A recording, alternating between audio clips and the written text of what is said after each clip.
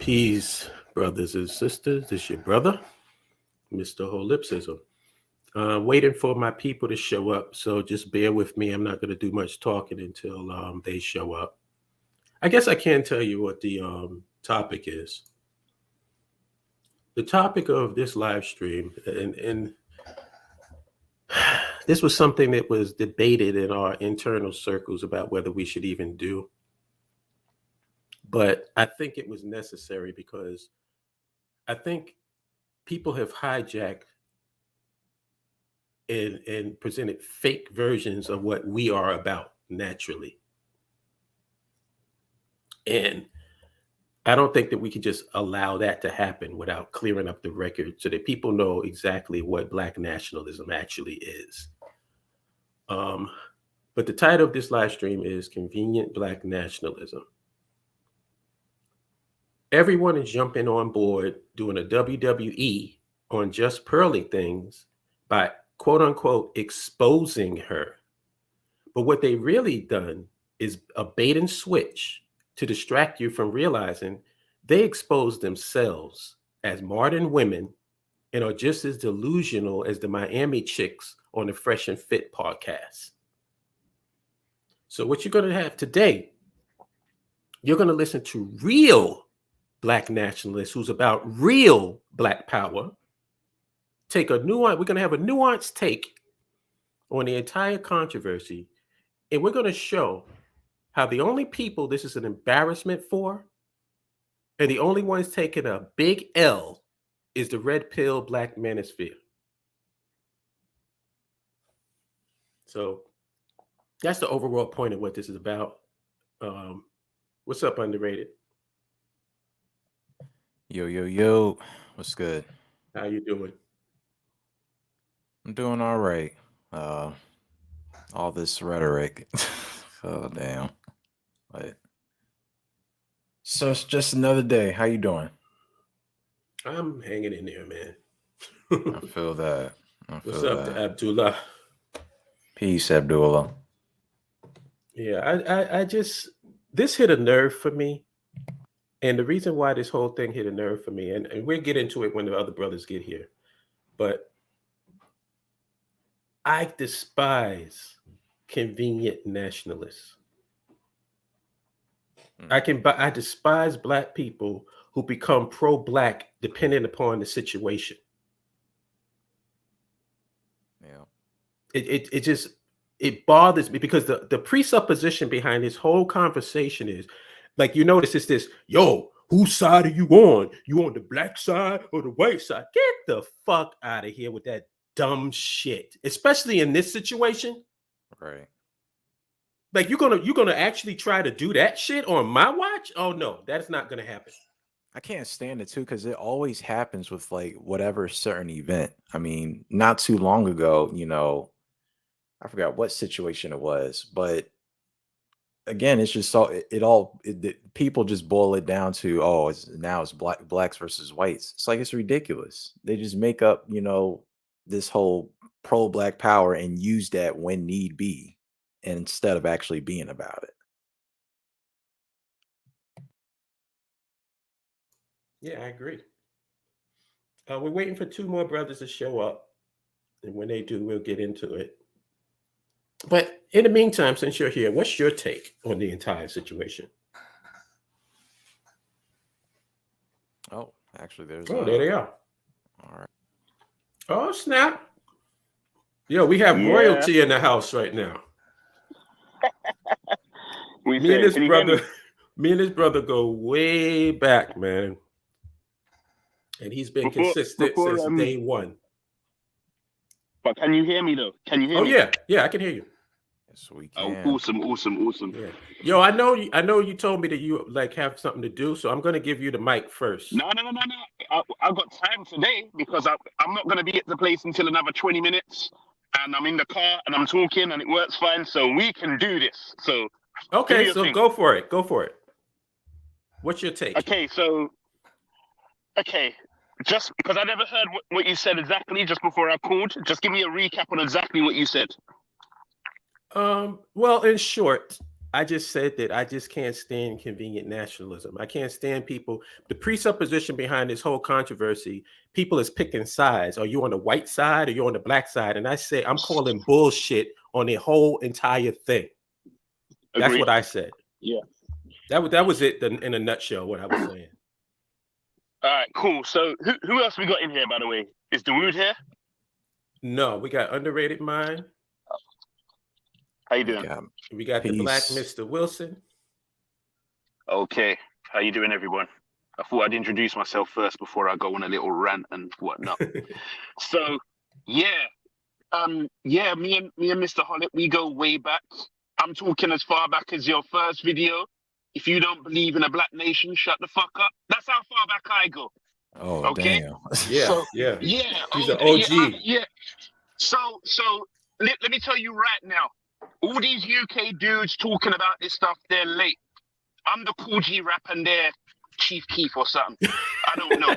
But they ain't got no history. No, listen, because when I was speaking about all of this stuff,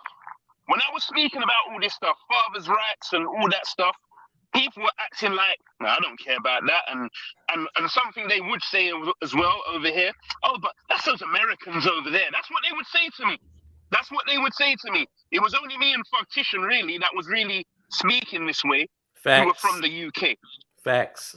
We were the only ones. There might have been a few others that may have been in the comment section that we knew personally, but they weren't making videos, not like us. And that was when you wasn't really trying to show your face because you didn't know what the backlash was going to be. Right. But back then, I knew that we was going to be where we are now. That's why I stopped doing it, and I just focused on doing my animation and whatnot. I put a little few, sly digs in my animation and my comedy sketches or stuff like that. But I wasn't really trying to be part of that conversation no more because, for the most part, I knew where it was going, and it's where it is now. The conversation's monetized, so straight away it ain't real. Right. It ain't real. Because these dudes, they're not making money in the real world no more. The economy's jacked up. People don't have a hustle mindset. These kids don't even know how to do an oil change on their car. They don't know how to make no money. So they're stuck on a digital space talking all kind of nonsense just to get money. It don't even matter if what they're saying is true or false no more. It's like when we were saying what we were saying about black people and stuff, we were saying it because we wanted to actually solve the problems that we had. We wanted to have genuine dialogue. There weren't no monetization. It started coming a little bit after. Right. But once it got monetized, people would just start talking just because, well, I can get views and I can get money and all of that kind of stuff. So it didn't even matter if what you were saying was true or false. Hence, we entered the world of Tommy Sotomayor and all these other people. Right. So now, I see so many UK dudes making videos now. They're doing YouTube and, they're doing podcasts. And I'm like, where was you at before? And It's got so bad, and I don't mind saying it. I'm not going to say his name, but I'm just going to say this. As far as PearlyThings is concerned, there's somebody on there, one of her panelists. I ain't going to say his name. Some of you are going to work it out. And he's on there, and he's saying a lot of stuff about black people and this and that and the third. And he was siding with PearlyThings. It looks a bit different now. You know what he was saying back in the day when you made your video? About a black nation, Hollip. You know what he was saying back then? What? You want to know? The black woman is God. Oh, wow. Really? That's what he was saying back then. And when he was saying it, and I was doing all my stuff, he was saying, Heavenly Truth One. That's what my name was. Some of you know who that is. Saying Heavenly Truth One, hard talk on Facebook. You're talking the white man's language, talking this men's rights and father's rights stuff. Oh, wow. Dude, wow. He sounded like me. Listen, I don't want to sound like I'm one of the disgruntled members of Dipset or something. I'm just telling you right now, I've got receipts. I know what I'm talking about. This is crazy. The turnaround is crazy, though. This is why I know, but this is why I wasn't in the conversation. Didn't you ever wonder? And these people, that's another thing. For all my African-American friends or the ones that want to call themselves ADOS and FBA and all that nonsense, listen, if you're talking to a dude or a woman from London, yeah, or the UK, and they're not specific about where they're from, don't believe them. They're from some off-brand part of London where no one don't even care about them. I'm from Southeast London, Peckham. I live in Brixton now. So I'm from South London. Everyone knows where that is. That's if you're from the UK listening, you know where that is. All these other people, they come from other parts and then they get platforms and they start speaking. And then people like yourself from the States, you hear them and you think what they're saying is indicative to what's going on. No, it ain't. I'll go a step further. Some of these podcasters talking about their baby mums and all of that stuff. Some of us know your baby mum and you in real life. Ooh. It ain't nothing like what you're saying on your podcast, B. Nothing. Ooh. Nothing like that. Damn. Nothing like that. They simps. And I don't even know if simp is the correct word to use at this point. I just know that what's going on right now is what I call algorithm-based character development. These people ain't real. They're not real. Holly, listen, me and you, we've known each other for a long time. There's things that I know for a fact you don't agree with me on, and vice versa. But our story's been relatively consistent from we've known each other. Alright? Yep. Yes, you have.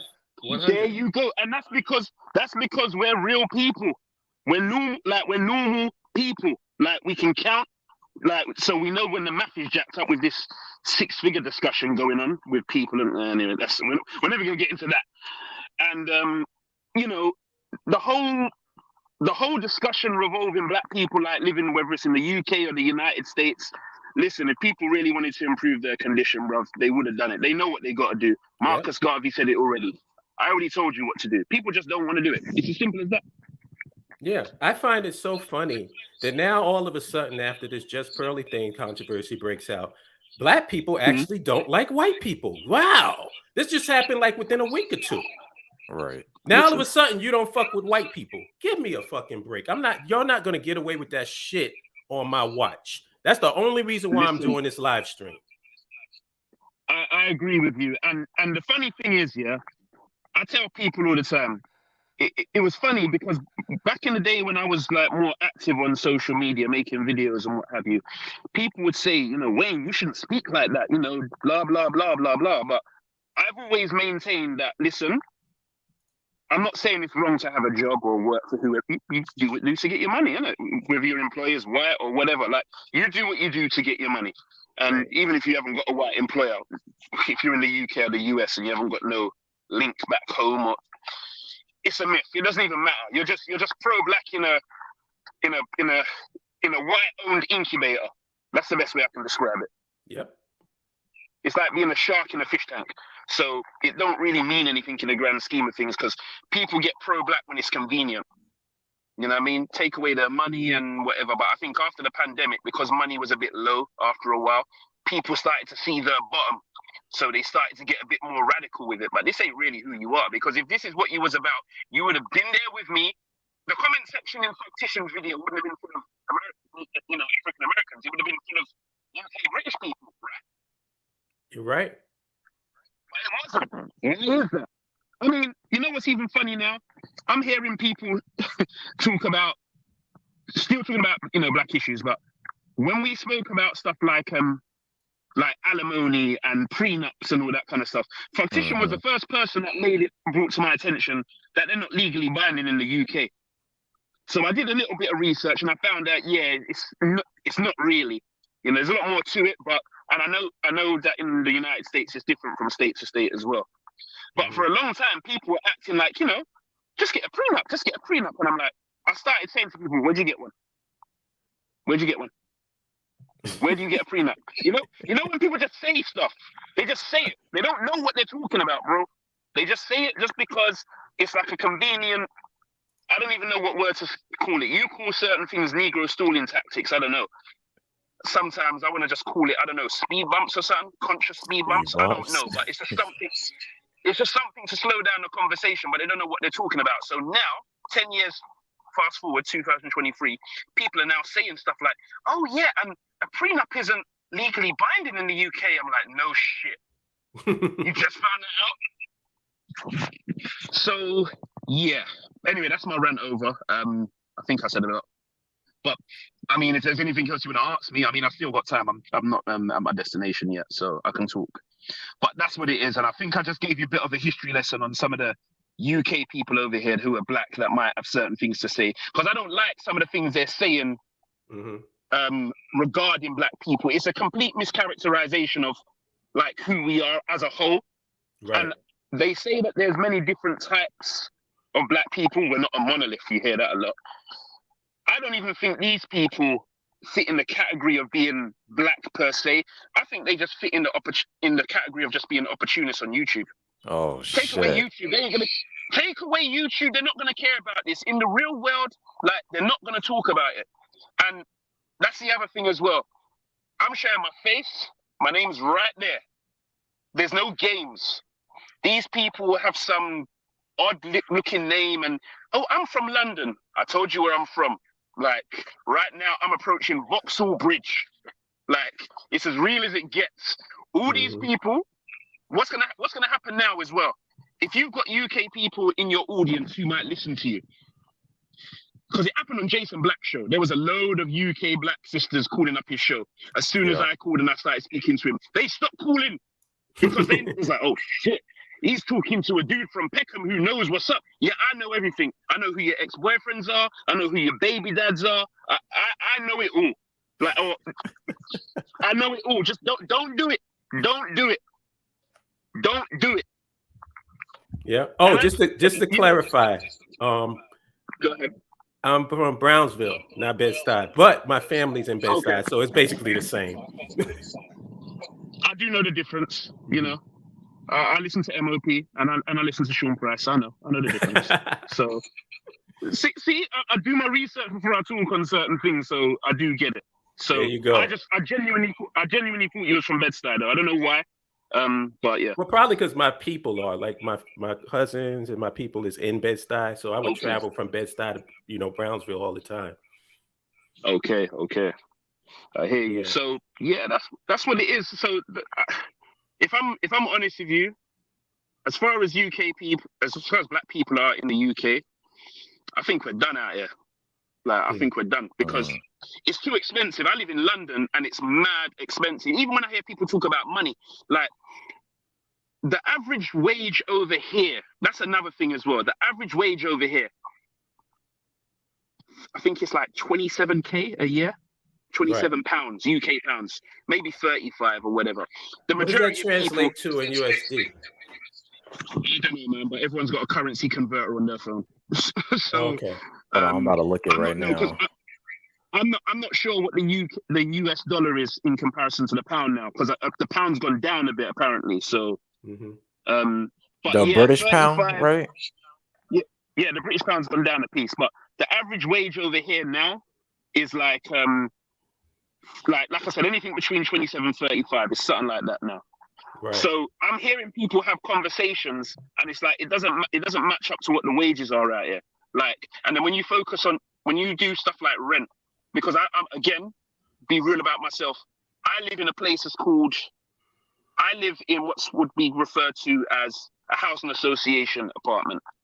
So you've got council that's direct from, as you would call it, the county, but the council, they'll give you a flat maybe if you got it, but they're hard to come by. The housing is relatively cheaper than, well, it is cheaper than anything else. Then you got housing association, maybe a little bit more expensive, but it's still affordable. And then you got private rent, and it's like private rent. I mean, I'm in Brixton. That's been gentrified the fuck out of. Like this, Brixton was the hood back in the day. Now you're seeing women doing yoga and walking around with sausage dogs and bikes. So right. So it's got mad expensive now. So you try and rent a private flat out here now, you're looking at maybe 2,000, 2,500 and up. You know, it's so crazy that what you're describing sounds like Brooklyn after gentrification. I was gonna say that. I was gonna say that because I heard people talking about New York and Brooklyn and what have you, and how expensive it is. And I said a similar thing. It's the same as London. So I'm giving you these numbers on purpose because that's another thing about YouTube. These UK people ain't gonna admit that, they're on a low income. I'll keep it real. I'm working class poor. I'll keep it standard. Like I'm coming from work right now. And then I'm going to an animation networking event right now. And while I was at work, I was doing some animation work on my laptop because I get busy like that. But that's what it is. And I don't have no young children. My son's an adult now. He's 23. But these people, they're not hustling like me in terms of like working multiple jobs or doing whatever, or they're just doing like maybe one job and a little side hustle, selling nails or something. I don't know. And they're going to be on YouTube channels like Pearly Things talking about high value. And I'm like, I beg you shut up, because I know that if you try to holler at me about doing a logo, you're going to take ages to pay me. So I don't even know what's going on. I don't know what's going on. Half the rappers over here, like the drill rappers that's in the UK, they keep going jail. Do you want to know why? Because you ain't making no money from your music. So you got to keep on trapping. You know what That's it is, why you're going to jail. Go you ahead. know what it is? The hustle that they came up with, if you look at it objectively, is a really brilliant hustle. Because who's their audience? The audience, most of these red pill guys' audience is guys who don't get ass. Right? Yeah. Like you talk about, and I'm not putting them down. I'm just saying that's the reality of what it is. Most of the cats that listen to this stuff aren't really doing well with women. They're not really getting sex. So they live vicariously through these dudes, like the fresh and fit dudes who are corny on their face. Yeah. Those dudes, I don't care how much money they make, they're corny. I'll be real though with you, Mark. I agree with what you're saying, but I think there's an overlap with another crowd of dudes that do get ass, because getting ass ain't hard. Like if I'm honest with you, can you hear me? Yeah. Yeah. So I don't think it's necessarily. Oh, what's happened to the phone now? 1 second. Can you still hear me? I can hear you. Yeah, we can hear you. Okay, cool. Yeah, sorry. Yeah, I reckon there are people, they're getting asked and they're listening to this content. But again, just like how I showed you about like the earnings that people may be getting and the money people ain't getting, people ain't sharing what they're hitting. Oh, of course not. Of course not. But you know what I mean? The point that I was making is that the while I was the demographic of people that they appealing to. I mean, think about it. What's Fresh and Fit's whole thing is getting these fine girls, getting these fine girls online and dunking on them. Pretty much. Like I said, these guys live vicariously that, because these are the same girls that they can never talk to in a million years. So they seeing them get embarrassed online and they get off on that. It's the perfect hustle. Perfect online hustle. I won't lie though. I've got a guilty pleasure of seeing women get blasted on Kevin Samuels. So I'm not going to lie at all. I found that shit. I am not going to lie at all, man. And wait, there was a time when Kevin Samuels was talking to a woman who said that she wanted to set up an animation studio. So immediately my eyes lit up, and I paid close attention, and I was listening to what she was saying. If I find the video, I'll send it to you. And again, you know me, I've been doing animation for years. I do hand-drawn keyframe animation. If anyone's seen the video I did for Big Nasty, you know, like, you've seen my work, Mark. But other people have seen it as well. So the way she was talking about animation and the animation industry, I could tell she did not crunch the numbers. And it was based on her just being a project manager, getting cheap overseas to do the work for her. So she wasn't grinding. She probably don't even know how to draw any keyframes. So she was just talking, but she had an idea in her head about how much money she can make. And, you know, if you have a good anime show, you can make this much money. And I'm like, where you hear that? I'm just hit. Like, these people make up numbers out of their ass. It's frustrating, bro. It's frustrating. Yeah. And when you really think about it, historically, like all of the content that people are talking about now and the concepts that they are preaching, it's just people acknowledging what's been a fundamental reality for thousands of years. Yeah, exactly. Like, guess what? The peasant can't get the same ass that the prince can get. Wow. And then they want to make women feel guilty about that. You know, if a woman even asks, if a woman even asks, you know, what you do for a living, people will call it gold digging. I'm like, what the fuck? She asks you what your job is, dude. It's not right. God damn. I had a guy, I just recently saw a video, right? And this will show you that these guys just don't have no cognitive dissonance. He was talking to a girl. He asked her, what does she want to be? And she said, oh, I want to be a housewife. And he's like, oh, so you want to do nothing? I'm like, well, nigga, you can't have it both ways. What the fuck? Listen, I've said it to every single girl I know. if you live in London or the UK, well, wherever else in the UK, because I say London like it's the worst place. Everywhere else in the UK is getting like London. So, you know, all the people moving out of London, you know, they're getting a house for like a few grand cheaper and making it sound like life is so much better. And listen, it's everything you're running away from, whether it's the crime, whether it's the expensive house prices, whether it's the ridiculous you know, punished drivers with, it's still there. You know what I mean? So it's not going anywhere. Yeah. Yo, Vic, I see you in the chat. Are you Yeah. close to getting here? Just say, you know, let me know in the chat room. Black Mr. Wilson, what's up, bro? And nothing much. Just this whole Pearly things mess is hilarious. Let's hear your take on it, because I'm gonna give mine after everybody gives theirs. Yeah, I want to hear this. I'm gonna be at my destination soon, so go ahead. It's like you would think these Negroes will understand, you know, white people gonna white, and when they do their thing, all of a sudden is surprise Pikachu face. Like you knew she was a conservative chick. You knew every angle of everything in her life. She was gonna come at it from a conservative perspective. The fact that she had an admitted racist white supremacist Nick Fuentes on is not surprising. Like I was just waiting until, you know, the moment she had somebody like that on, or went on like a Charlie Kirk podcast or Tim Pool or something like that. Like it was gonna come. They all eventually do it. Other than like Kevin Samuels. I guess he passed before, you know, that would happen on his end. But yeah, people, oh my God, she had who on? Like, yeah, well, you know, she literally said on one of her podcasts, like, well, you know, they kind of over exaggerate slavery. Which I've heard her take on reparations. I've heard her take on slavery, and it's straight up. She's no different than any other white conservative on the issue. Nope, none at all. And it's easier, at least for me, to watch that content for entertainment, because you already know what the deal is. Thank you. Right. What did Bruce Lee say? Take what is useful, throw everything else away. Yeah. Right. Is any of it Wayne useful, said though? it. Wayne said it. It's entertaining. I enjoy seeing girls get dunked on. It's stupid. Hey, it just is what it is.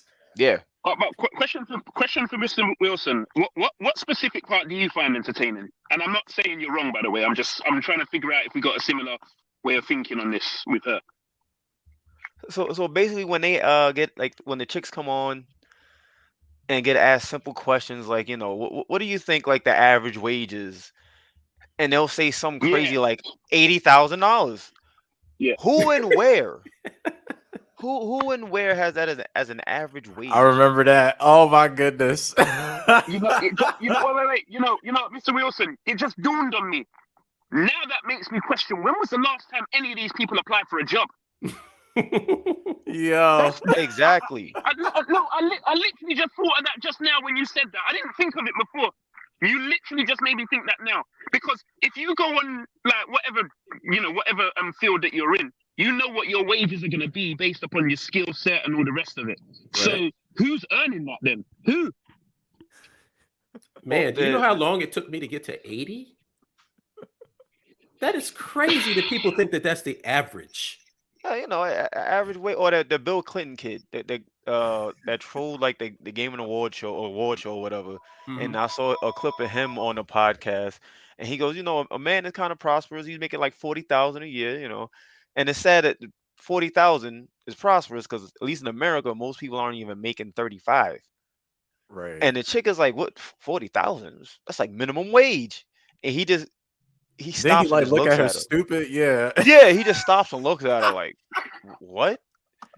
And he was like, what do you think the minimum wage is? Like 100,000. What? Where? You see what I'm saying? Like, I don't think these people have left their parents' home then, or they're living a government subsidized life, and they haven't actually had a look at what the world is outside of that. Because if you get stuck on the whole benefits thing and you're stuck on it for too long, you're going to lose the incentive to find out what's going on in the economic world. Yeah, pretty much. Like, That's sorry. No, I was finished. Go on. Yeah, I think a lot of those chicks, they the same ones getting flued out to Dubai and used as human porta potties, Right. or Oh, they they do. have somebody else paying their bill. So the concept of a dollar makes no sense. Yo, Dawood, if you Oh, can they. jump on, son, because I would love to have you on. I hear about this flued out thing a lot, and it's something even I just parrot. But I'm like, is it really happening that as much as we think it is? No, it's not. And if it is happening, it's happened to like top level chicks in terms of looks. It Yeah, ain't happen to regular chicks. Not happening. yeah. Nobody's Because if there's flying your some, if ass there's, out if you're like a 5 or 6. Right. yeah, like I mean, I don't know much about Arabs and stuff and their game, but I don't think they're stupid. And if they, I'm sure they can see what I can see. So why are you paying for Oh what you're yeah, gonna get for free anyway? yeah. Like, Like that's bubblegum money for them.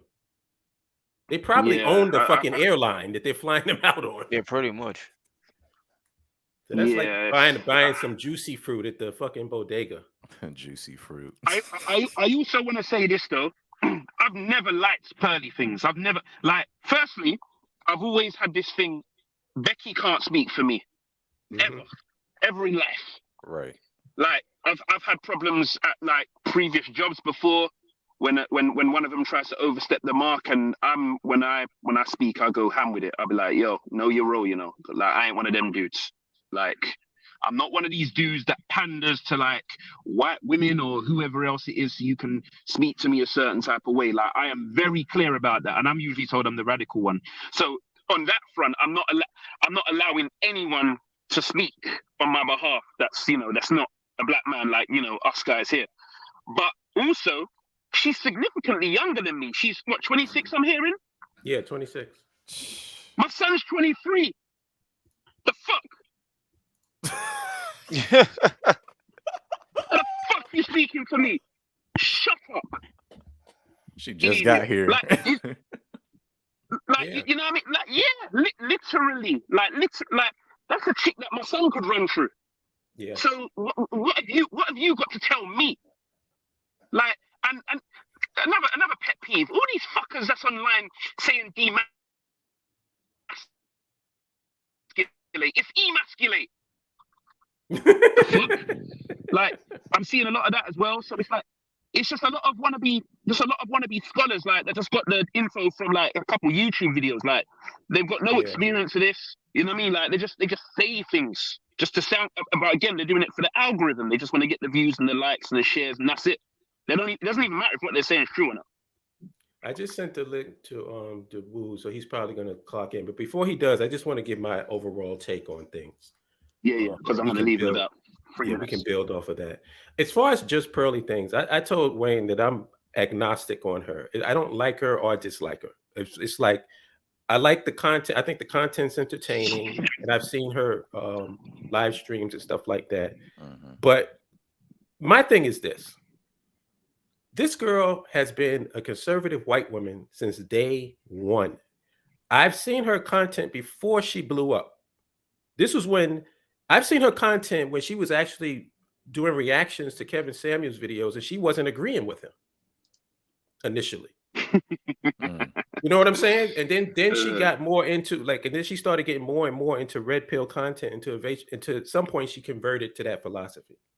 So she's been the same since day one. She hasn't changed. The only idiots, these idiots are propping her up for her views on relationships. That's what they connect with. But they're totally forgetting that she's a conservative white woman. And so she has certain views on race and reparations that is exactly how she transmitted to you on that interview with Nick Fuentes. That was not shocking to anybody with half a fucking brain who's seen her. So that's number one. So the way that she views race and all of that from the is from a white woman's perspective. So me getting mad at that is like me getting mad at a cobra for biting or fucking, you know what I'm saying, or scorpion for being venomous. Right. Like, what the fuck? You don't know who this person is? And this is another thing, because this was really pissing me off. Her channel has never been a black space. Nope. Never. Ever. And she doesn't even cover black issues. The majority of her issues on her channel is red pill content. And most red pill content creators are, guess what? Conservative. Yep. Show me a liberal red pill content creator. Show me one. All of those dudes are right-wing conservative dudes. So you just now discovering this? It's just crazy to me. It is. And they try to pretend that because she has black people on the show that is dealing with black issues. No, it's not. Just like black people live in a neighborhood, it's not a black community just because a bunch of black people live there. It is the same thing with her channel. She has black people on there. Yeah, but none of the conversation is about blackness, black issues, because black issues to me is nationhood. When has Just Pearly had a show on nationhood?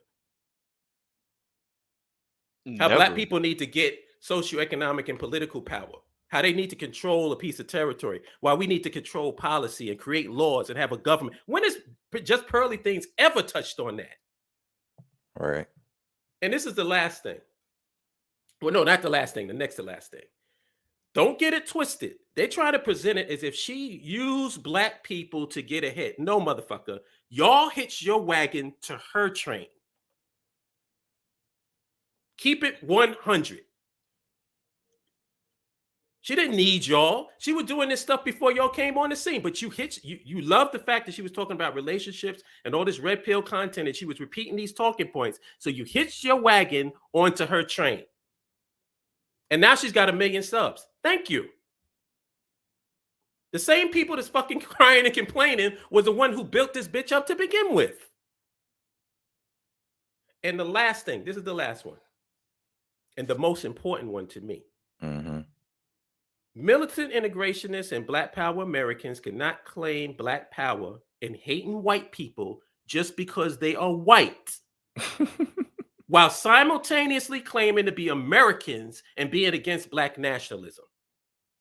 And like I said it to y'all in the private chat, in the immortal words of our great Negro poet, Jay-Z, I don't believe you. You need more people.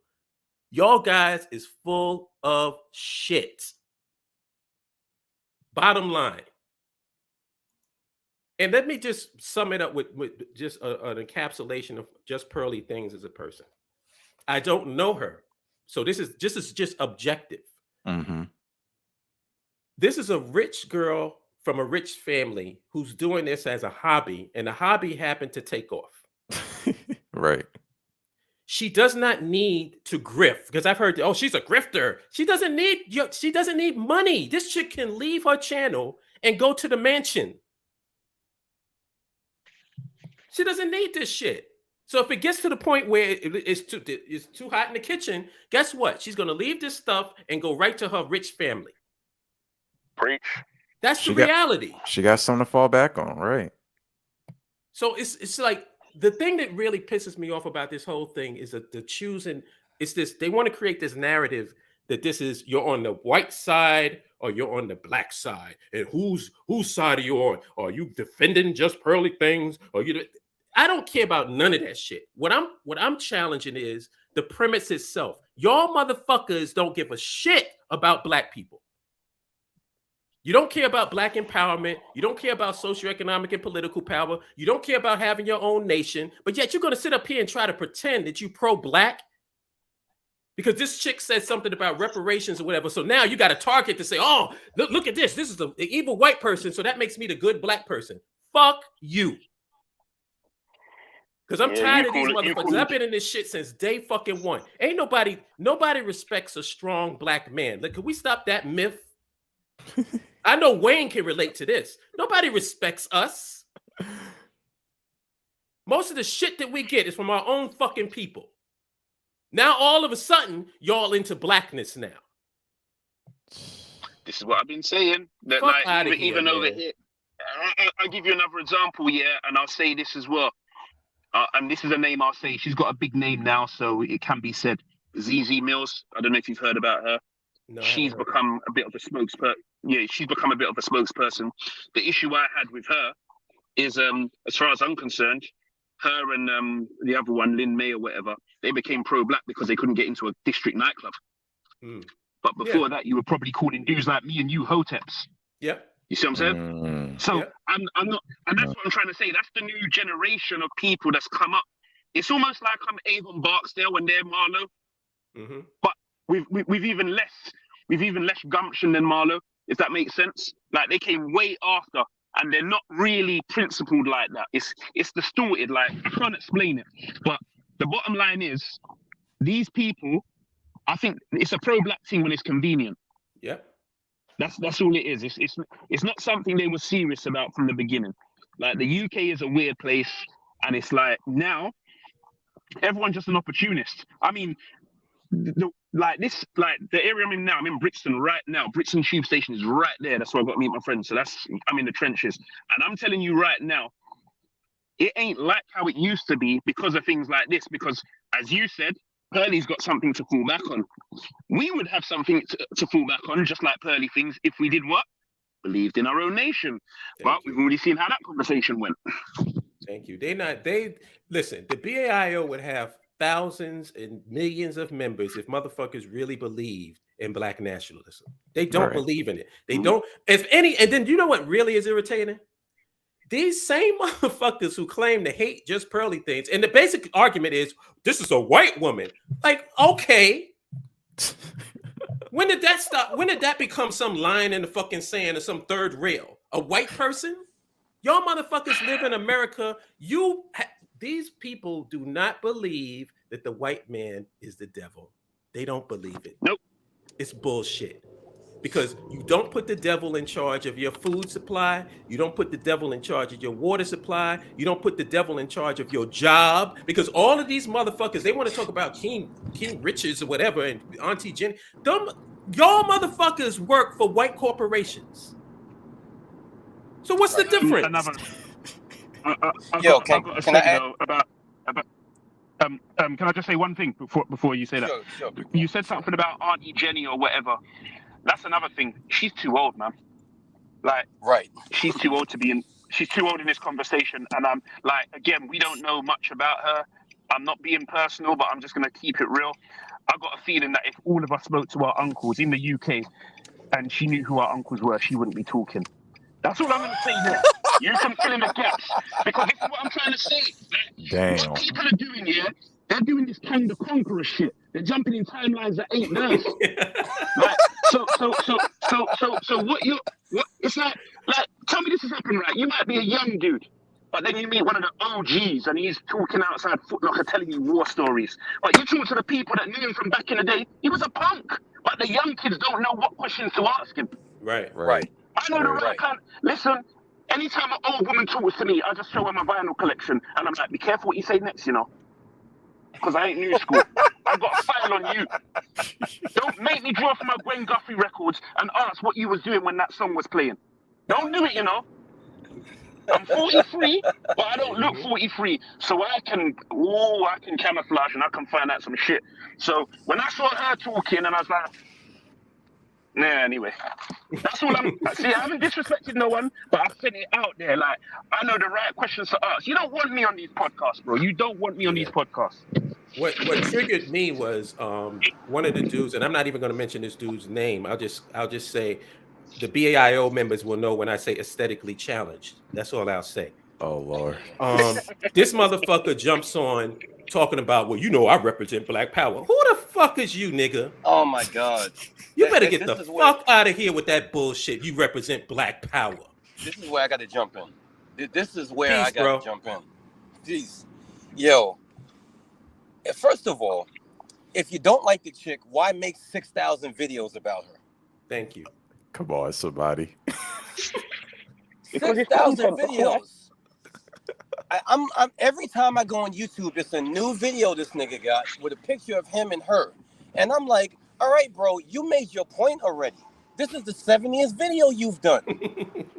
So what does that say about your true intentions? You're just trying to make money off this shit. There you go. You know what I'm saying? Because you already know that if you really stood by the principles you say you stood by, you would have said one thing if you said anything and you would have got off of it. But you're making 10-minute clips, 4 to 5 of them every single day. Which, listen, if that's what your main goal is, I ain't mad at you. But for you to come on there and say I'm pro-black and I'm black, get the fuck out of here, son. Thank you. Get out of here. So for me, my history with this Just Pearly chick is I saw her come out of nowhere, and I was like, okay, what she's saying sounds very similar to what Kevin Samuels used to say. She repackaged it better than most of the dudes that tried to basically pick off where he left off. Mm-hmm. And so that's what I saw in the beginning. I saw that she packaged it better because she had statistics, she had facts, she had figures and things like that. That's what sucked a lot of people in the beginning. But I think that I have said this on many different shows, podcasts, or whatever. I spent my time with that conservative bullshit. You know what I'm saying? Unapologetically. I spent my time with it. I started listening to it. And I think that Republican, redneck, conservatives, whatever you want to call it, it draws black people in who are tired of other black people. Yep. And that's where I was when I was listening to it. Yep. It's because I was living this black power shit since I was 19 years old. And it was very hard to get traction with it. So I got bitter. And when I was bitter, that conservative shit really reached me. But what turned me, as I said before, and I'll say again, is 2005-06, when I started reading the newspapers and saw what New Orleans looked like for real after Hurricane Katrina. And all of those Republicans was mashing on black people, talking about, you should have left, you guys are idiots, why didn't you move? It was a Category 5 hurricane. How the fuck do you move if you got 3 weeks to move? You know what I'm saying? Most of us on this line cannot pick up and move someplace in 3-4 weeks. You can't do it. Right. And so, much less, I'm talking about not move to another block, but move to another state. Because Hurricane Katrina ravaged New Orleans, it ravaged Mississippi. That wasn't no little storm. And those white people on those conservative radio shows was dogging black people. And when I saw that shit, the scales came off my eyes, bro. And I realized, because I think that what a lot of black power, black people do with republicanism is they try to rehash it in their brain. Well, you know what I'm saying? Even though they're on the other side, the principles are good, but it's the enemy. But in reality, what you realize when you really get into this bullshit is the root of it is racist, devilish bullshit, and it's anti-black. It was from the beginning. It is. I don't give a fuck what y'all think about Trump. So what happened with Pearl is I was listening to one of her videos and she started saying, I'm a conservative. And that's when I looked at my son, who also listens to a lot of this stuff. I said, did you hear that shit? And he said, yeah, because he doesn't know what I know. I said, let me tell you what that means. Mm-hmm. So I started explaining to him, how I have friends that have been to NASCAR rallies where they got Confederate flags going up and all that other shit. I was like, this shit is, people are going to come to you and say that this is wholesome and it's just that black people are unaccountable, but you need to know that it's stone cold racist bullshit and anti-black. And so I had already started kind of, I would say, falling off the map when it came to her. So when this came out, it wasn't a surprise to me because conservative means white fucking, what do you think that means? Yeah, it pull yourself up by your bootstraps. That's what her whole thing is about. She's not about black nationalism. So what the fuck was these niggas like? For you to be shocked at her stance on that is just incredible to me. But listen, bro, you know what it was really? It's not that they're shocked, they're hurt. Because they emotionally connected with that chick. Yep. And what you're hearing, if you listen closely to all of these podcasts from men, not women, I'm gonna get on the women in a second. But when you hear from men, it's hurt. How could you do this to me, Pearl? Ooh. I believed in you. Dawood. I'm about to blow it up, Dawood. You know what they sound like? What's that? Modern women. Yeah, exactly. Well, that's my next topic. That's my next subject. All these niggas is like, Pearl, how could you do this to us? Like, we love you, Pearl. How could you do this? And I'm watching this, I'm laughing. I'm like, my nigga, she said she was a conservative. You don't know what that means? What's up, Wayne? Can you guys hear me? Yeah. I'm just saying, I gotta go now. But Dawood, it's a pity I couldn't have called you earlier, but I'm here. But just letting you know, all the people that you speak to now, they're from the UK. Listen, I'm right here. I'm outside Brixton Tube Station. Right there. There you go. Don't be fooled by these people with no real history now. I've set the tone now. So any UK cat that wants to come for me, don't do it. I don't think you'll have a problem. Thing no more. No, I don't mean like that. I mean like let the conversation be real now. Start talking the real shit. What your income is and all that. Stop making up these imaginary numbers and these imaginary scenarios. It's not working no more. Word up. Be verified real quick. All right, Word man. up. It was a I'll see you pleasure later. having you on, bro. Hey, Peace, bro. peace, Always man. a You're pleasure. real one, man. Peace. I'll see you later. Yo, so let's get to the women. Man, the black women YouTube creators are having a field day with this shit. Because it's like, how dare y'all? How dare y'all get behind somebody that was saying the same exact shit Kevin Samuels was saying? And the thing is, what it shows, honestly, on the sly, y'all really didn't believe in Kevin Samuels. Y'all say y'all do, but y'all didn't. Y'all didn't believe in what he was saying. Because if you're attacking her, she's saying the same exact things he was saying. So they are very hurt that black men were saying the same or following a white chick that was saying the same things as Kevin Samuels. And to me, the reality of it is again, just like brother a black Mr. Wilson. Just like him, I enjoyed watching them chicks get flamed on Kevin Samuels' show. I enjoyed that shit. And I used to talk to people like my daughters or whatever, and they would say, Kevin Samuels said next, and I'd be like, listen, despite what you heard, you cannot deny that there is women coming on there asking for niggas who make $300,000 a year and they are 400 pounds. I said, sweetie, did you watch this show? She's like, no, I just be watching TikTok reaction to it. I said, you should watch one show. Fast forward from what he's saying and go to the call-in time. You will see the most ridiculous looking women asking for niggas that make $1 million a year and they got to do this. And then you have these other chicks that came on there capping talking about, oh, high value men love me. They always take me out. And you look at it, I wouldn't take you out. You know what I'm saying? And so that's the part I did enjoy. I'm not going to hold you. I did enjoy that. And when Pearl came on there, because there's many dudes that tried to act like they was the heir apparent to Kevin Samuels' legacy. And the one dude, Dennis Sperling, he is just too blunt and too kind of, the dude acts like he's in the jungle eating raw meat. You know what I'm saying? Oh, fuck. Like if you listen to his, if you follow his Facebook page or you listen to his show, it's raw, men should be this and men should, nigga, get the fuck out of here with that. You are a lawyer, my nigga. You are a lawyer. You are not eating raw meat anywhere, anytime. You go on to Whole Foods. You know what I'm saying? Plant-based. That's the way. He's on a plant-based diet. Yup. But he makes it seem like he's on a blood and meat-based diet. The way he acts, like, oh, it's men should shoot bears with arrows and shit. Like, nigga, come on, Get the fuck out of here. Yo, let me show you how far the rabbit hole goes with delusion. Are people forgetting that Kevin Samuels was a conservative? What was his opinion about reparations? Oh, 100%. 100%. He 100%. I think his opinion is going to be similar to JustPearlyThings. Yeah. That's why she resonated. That's why she resonated, because it was identical. It wasn't similar. It was identical. Because he said on many occasions, y'all need to stop crying. Translation, y'all black people need to stop crying. Yep. And his advocation for you leading with your wallet and all that other stuff, that's conservative values. Yep. You know what I'm saying? And when you lead with your wallet, sometimes you'll be successful, but most times you're going to get used. Right. And so I had a big problem with that part of his message. There's some parts of his message I agreed with, but there's a lot of part of his message I didn't agree with. And that's one of them. Lead with your wallet. You lead with your wallet. What are you talking about? It's 2023. It's like, even if you're making good money, like the idea of having a quote unquote traditional family where your woman stays home, I'm not even going to get into all the problems of that shit on this live. Right. You know what I'm saying? And I speak as a formerly married man. I know what time it is when you talk that stay-at-home wife shit. And so therefore, for me, basically, I agree with everything you're saying when it comes to this faux outrage, because you got to start with the fundamental. You niggas are saying that you're black power. I don't have any history of you niggas ever doing or being involved in any movement or doing anything other than talking online. Right. And if talking online is black power to y'all, then I don't even really know what to say. I'm out of the discussion.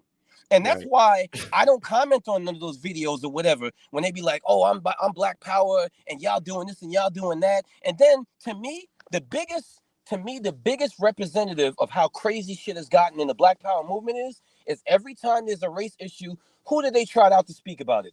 Umar Johnson. Oh, yeah, he's the authority. The living meme himself. Holy fuck, Umar Johnson. Bubble Like, butt. like you niggas, y'all don't remember? Y'all don't remember him mashing on Sarah Suit and Seti because he was light skinned? Y'all don't remember that? Like every I time remember. somebody posts a meme on my timeline, that's the first thing I say. You do know that this nigga has a problem with light skinned people, right? They go, oh, I didn't know that. The fuck? That was only 3 years ago. And so, Oh, you know yeah. what? This speaks to what Brother Wayne was talking about earlier, where you got that older woman there, and she's so old that you don't really know her history. So she can get away with speaking on stuff. Umar Johnson went quiet for 3 to 4 years and then came out and starts running his mouth. Nobody remembers that this is the guy that was preaching family values and mashes on people for family values, but was dating a fucking conscious stripper. You know what I'm saying? This is the guy, and listen, I'm not saying I agree or I disagree, but this is the guy that talks about traditional values, has never been married, and has 2 children outside of wedlock. And y'all want to talk about traditional, and again, I'm not saying I'm for traditional values. I'm not saying I'm against it. But if you're gonna say this the problem that we had with Kala back in the day, talking about all of this, we need to be married and all sorts. Nigga, are you married? Lester Jenkins. He just You wants know what I'm somebody to saying? marry him. Well, He ain't I care think about he anybody is else now. He married. paid for it. Pick me. Yeah, he Exactly. married. So you know what? He led with his wallet. You know what I'm saying? It's like a Kevin Hayes would be page. proud. They was gonna do a video together. I just got to say this to just go off of what you just said. This is Hollop's official take on this whole tether situation, where they calling people who's African immigrants tethers and all this other bullshit. You can take that tether and stick it up your ADOS FBA ass. What the fuck is that mean? What does tether mean? I never heard this before. No, that's what they call people that's not African American. What does that mean, though, tether? What does that mean? It's just an insult. They're trying to say they're here off our hard work. Oh, you gotta be kidding me. Yeah. Really? Yeah, we did the civil rights, blah blah blah. Y'all got here because we la la la la la la. Yeah. Man, Yo, please. so you're proud of the ass whooping that you got? Is basically what you're saying? It's basically not you. I'm saying them. So they're basically saying we No, deserve the right to live. Oh, I'm sorry. Basically what they're saying. If you're on the we deserve- speaker. Oh, hold on a second. Oh, there you go. There you go. Yeah. Basically what they're saying is we have the right to this ass whooping and y'all don't. Yeah, basically. It's Man, either that come or who's the number one minority in America. That's what they fighting for. Oh my God, bro. I don't know. Who's the white man's main hoe, main bitch? That's what I'm saying, bro. Like what I basically heard throughout this whole thing is I'm hurt. You know what I'm saying? I'm hurt. And then the sisters who are speaking on this are basically like, oh, we told you so. You shouldn't have said, never said. But the thing is, again, that, and I'm not defending her, the stuff that she was saying is the same exact thing as the red pill dudes that y'all sisters say y'all love. So if you don't like her, that means you don't like them. And that means that you are basically chameleons. You're acting like... Yo, Dawood, you know what I got to say to them? Like for the people who's mad at Just Pearly Things, you know what I have to say? What's that, bro? You should have chose better. Oh, fuck. Oh, shit. Isn't that what they say to the delusional Miami chicks? Yep. You should have chose better, nigga. Shoulda That's chose your problem. Take some accountability, nigga. Right. Well, you sound far away, Mr. Dawood. I said that it's been a week and a half, and 50 videos come out every day. That's hurt. That's not philosophy. That's not disagreement. That's hurt. That's like a girl broke your heart, and everybody you run to, you telling that story to. You know what I'm saying? Oh man, she used me for my money. She really didn't love me. If you making 50 videos, bro, that's emotional. That's hurt. She It skied is. all over my face. I thought men was logical. Exactly. I thought men kept frame. The real grifters are the men making videos about this, and the women too. Those are the real grifters. Now I honestly, and this is not an insult, I expect the sisters to make videos about this because you know they were hurt. They were hurt. All right. Rightfully so. But the men, come on, son. Like, come Yeah. How could you do me like that, Miss Pearl? I didn't I know you thought we was were conservative. friends. You don't think black people should have their own nation? But that's another thing though. When it comes to nationhood, like that's a far away concept to the majority of the people commenting on this shit.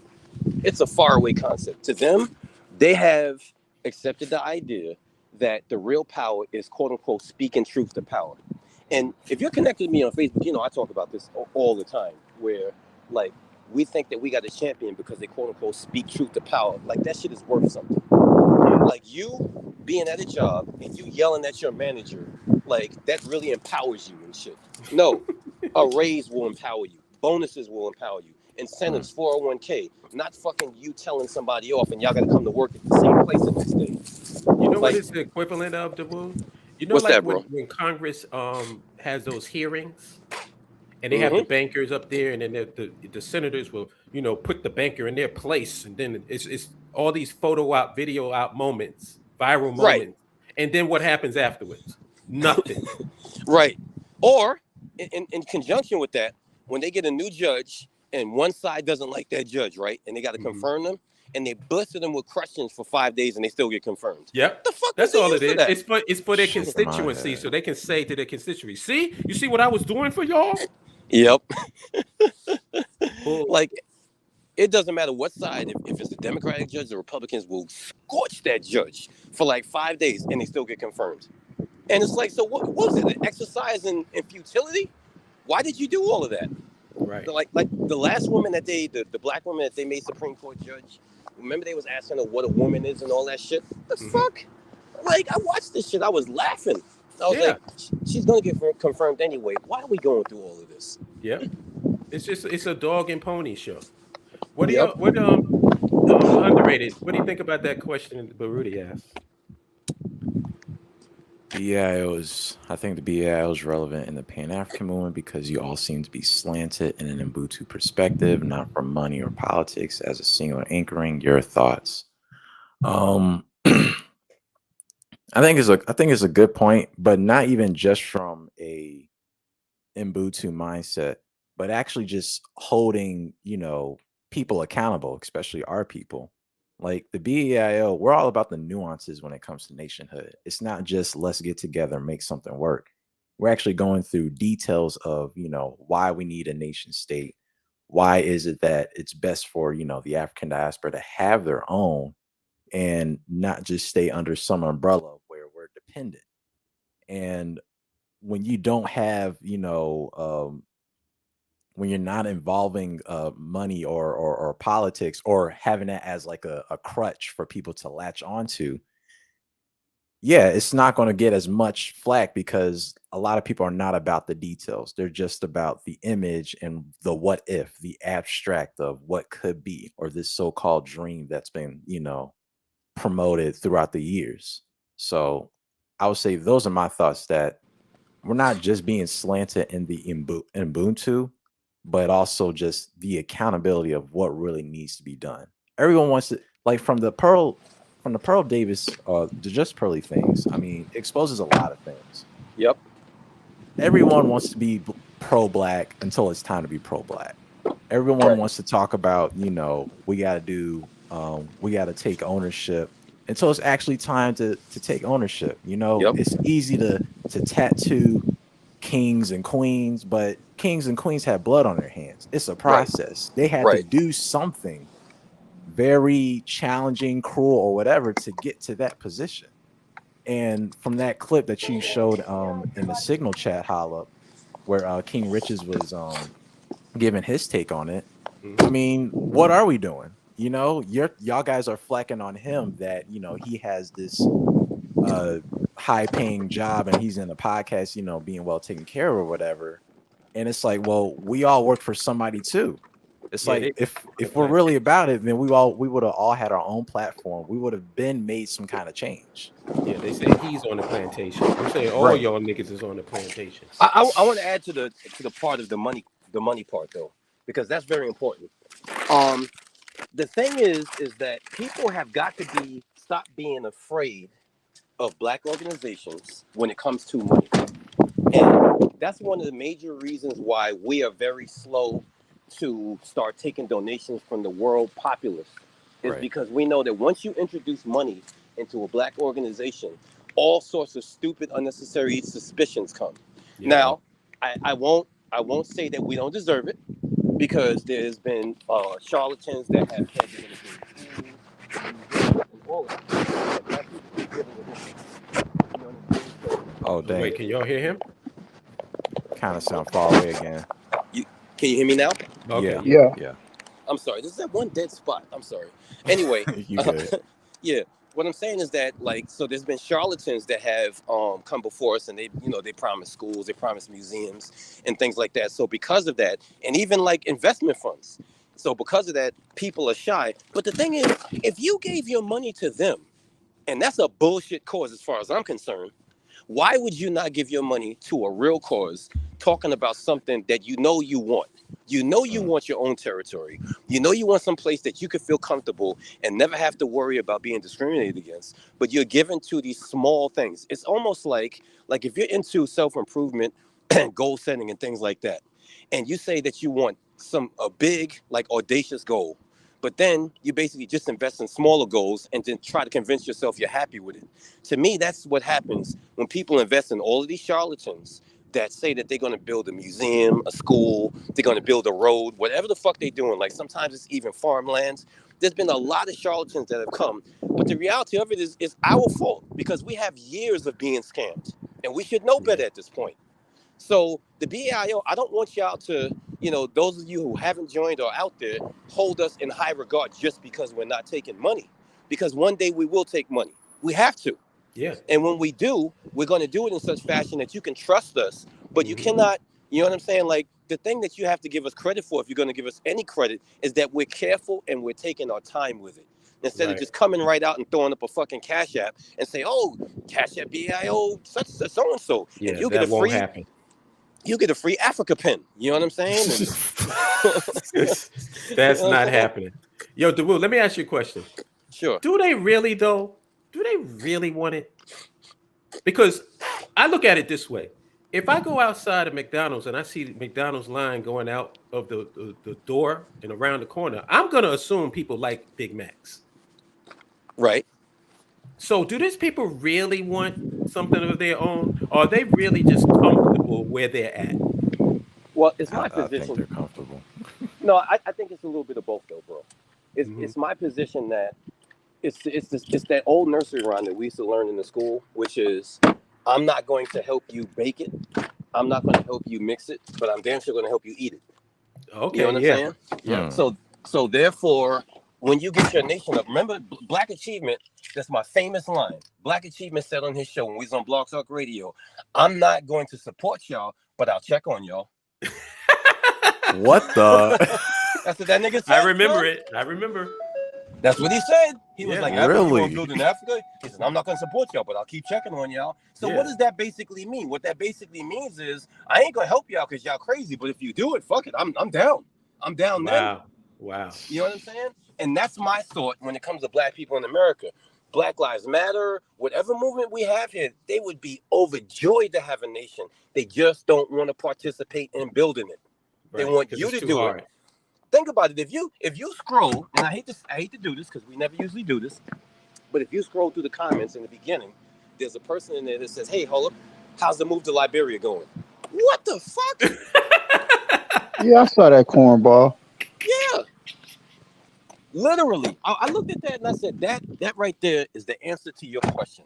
Hey, how's Liberia? How's the move? It's like this nigga's asking, how was your paper route today? You know what I'm saying? How many daily news did you deliver? Like, it's that fucking easy. Oh, you know what? You know how it's going? It's going when you join. That's how it's going. It's going at the speed of your involvement. Exactly. Put on that vest. You know what I'm saying? So that's really my thought, is that I think that a lot of Black people, a whole lot of Black people, would be interested in the nation once it's built. But the prospect of building it and actually being a part of building it, they don't want no parts of that shit. Not a single part. Because it's that red carpet mentality. Like, I remember, I think it was in the channel that we was talking about with Liberia, but it was one TikTok post that Salima posted where this lady was like, look, when I go to Ghana or whatever, I just want it, you know, to be a red carpet. I want this, I want that. Like just having a checklist of things that she wants once she arrives there. And it's like, you can't just do that. You can't Right. just say, ta-da, here I am, you know, where's my caviar and pancakes and my yacht and mansion, and you didn't put in no work. Like people Right. gonna look at you crazy. And who are you to get a fucking red carpet? Right. You know what I'm saying? Who are you for them to roll that carpet out for you? Like Sounds you like a should want Miami to go. chick to me. Yeah. You should want to go and lay down the carpet your goddamn self instead of them rolling it out. But to go back with the pearly things, you know what it reminds me? It reminds me of Ice Spice's favorite song. You thought I was feeling you, nigga, you on munch. You thought I was feeling you when I was posting all this content? Like, did you forget who I am? Lord have mercy. And she wasn't hiding. Listen, I'll give her credit for one thing. I'm not going to dog her because I can't dog somebody that was honest since day one. She has never been silent about the fact that she's a conservative. It's just that people, you're never going to get the right answers if you don't ask the right questions. Right. And as you can see, when somebody makes her address a certain issue, you're going to get the truth. Right. It's not her fault you weren't asking the question. Right. No, right. Word up. You think Just Pearly Things wants to give you a reparations check? You think she's saying just cut the check, nigga? Right. Really? And you shocked at that? You hurt, like Dawu said, you hurt because she don't want you to get your reparations check. You just discovered that. 100%. Wow. And torn apart by Well, you sound far away, Dawood. Oh, okay. I want to go back and see one thing that Wayne said. I think it's very, very relevant. We can't hear you, bro. Still can't hear you. Can you hear me now? It sounds like you're talking out of the bottom of a cup right now. Oh, yeah, no, this is what you call when I get in that blind spot. I'm like, transferring my stuff to my car. I mean, to my truck. Can you hear me now? Hello? Oh, damn. Okay, I hear you now. Yeah. I didn't hear anything you just said, though. No, I was in that blind spot. I want to go back to something that Wayne said. I think it's very relevant. And now he went back out again. What the hell? Yeah. Hold up. Can you hear me now? Are you on a headset or something? Yes, I am, but Oh, okay. it's a blind spot that I keep hitting because I'm walking back and forth from my car to my truck. Oh, okay. And you know what I'm saying? Because I had a job to do and I got another job to do. But I want to go back to something that Wayne was saying that is very important to the discussion. And he was talking about her age. She being 26. My oldest daughter is 26. What the fuck do you know about relationships at 26? What do you know? And this chick was like, I'm going to start a white school. At 26? At 26, you're going to start a white school? I remember hearing that. See, if you was really listening, like, there's certain things that should have tipped you off that this chick was a fraud from day one. Because there's certain telltale things that was going on. When you start talking about a white, there was already like 3 to 4 black women that was online talking about white school for years. Years before she did it. But when she did it, it seemed like it was a revolutionary new thing. And I was like, come on, son. So, like, the age of that chick and the fact that she was spewing that stuff out at that age, it's like, I don't know. I don't know why there was that much, I don't know why there was that much worship. But I will say this, though. She had 1 million followers like 2-3 years ago, son. That's not new. She's been had 1 million followers. And that what should that tell you? That there's a lot of black people. There was a lot of white people that was following her channel also. Wait, this was before she got into the red pill stuff? I'm not sure. I just know that the very first time I laid eyes on that chick's channel, it said 1.2 million subscribers. Really? You know what I'm saying? Because I've been following her on this particular channel, and I was listening to her when she had only a couple of thousand. Which like she might have been doing. It's the same one, Just Pearly Thing. She might have been doing different content. Yeah, she might have been doing different content at that time because I do recall her saying that she had another channel. No, she got like 6 channels. Yeah, she's not playing. But she's smart, man. She knows how she has figured out the YouTube algorithm. I should say the social media algorithm, because what she Right. does is she does 3 live streams. Actually, it's something that I 5. said the BAIO needs to do. Right. 5, you said? Yeah, she does like 5. Okay. She Only does the reason why I live know that. streams, I'm sorry, right? go ahead. She does the live streams, and then what she does is she has an editor that chops up clips from those Yep. live streams and puts them on YouTube Shorts and put them on TikTok videos. So what that does, the algorithm loves that because you're flooding the network with content. Right. And all it does is just drive people to your channel. Actually, objectively, it's something the BAIO should be doing. No, without Yeah. a doubt. So she's smart. It's not. I've never said that she was dumb or whatever.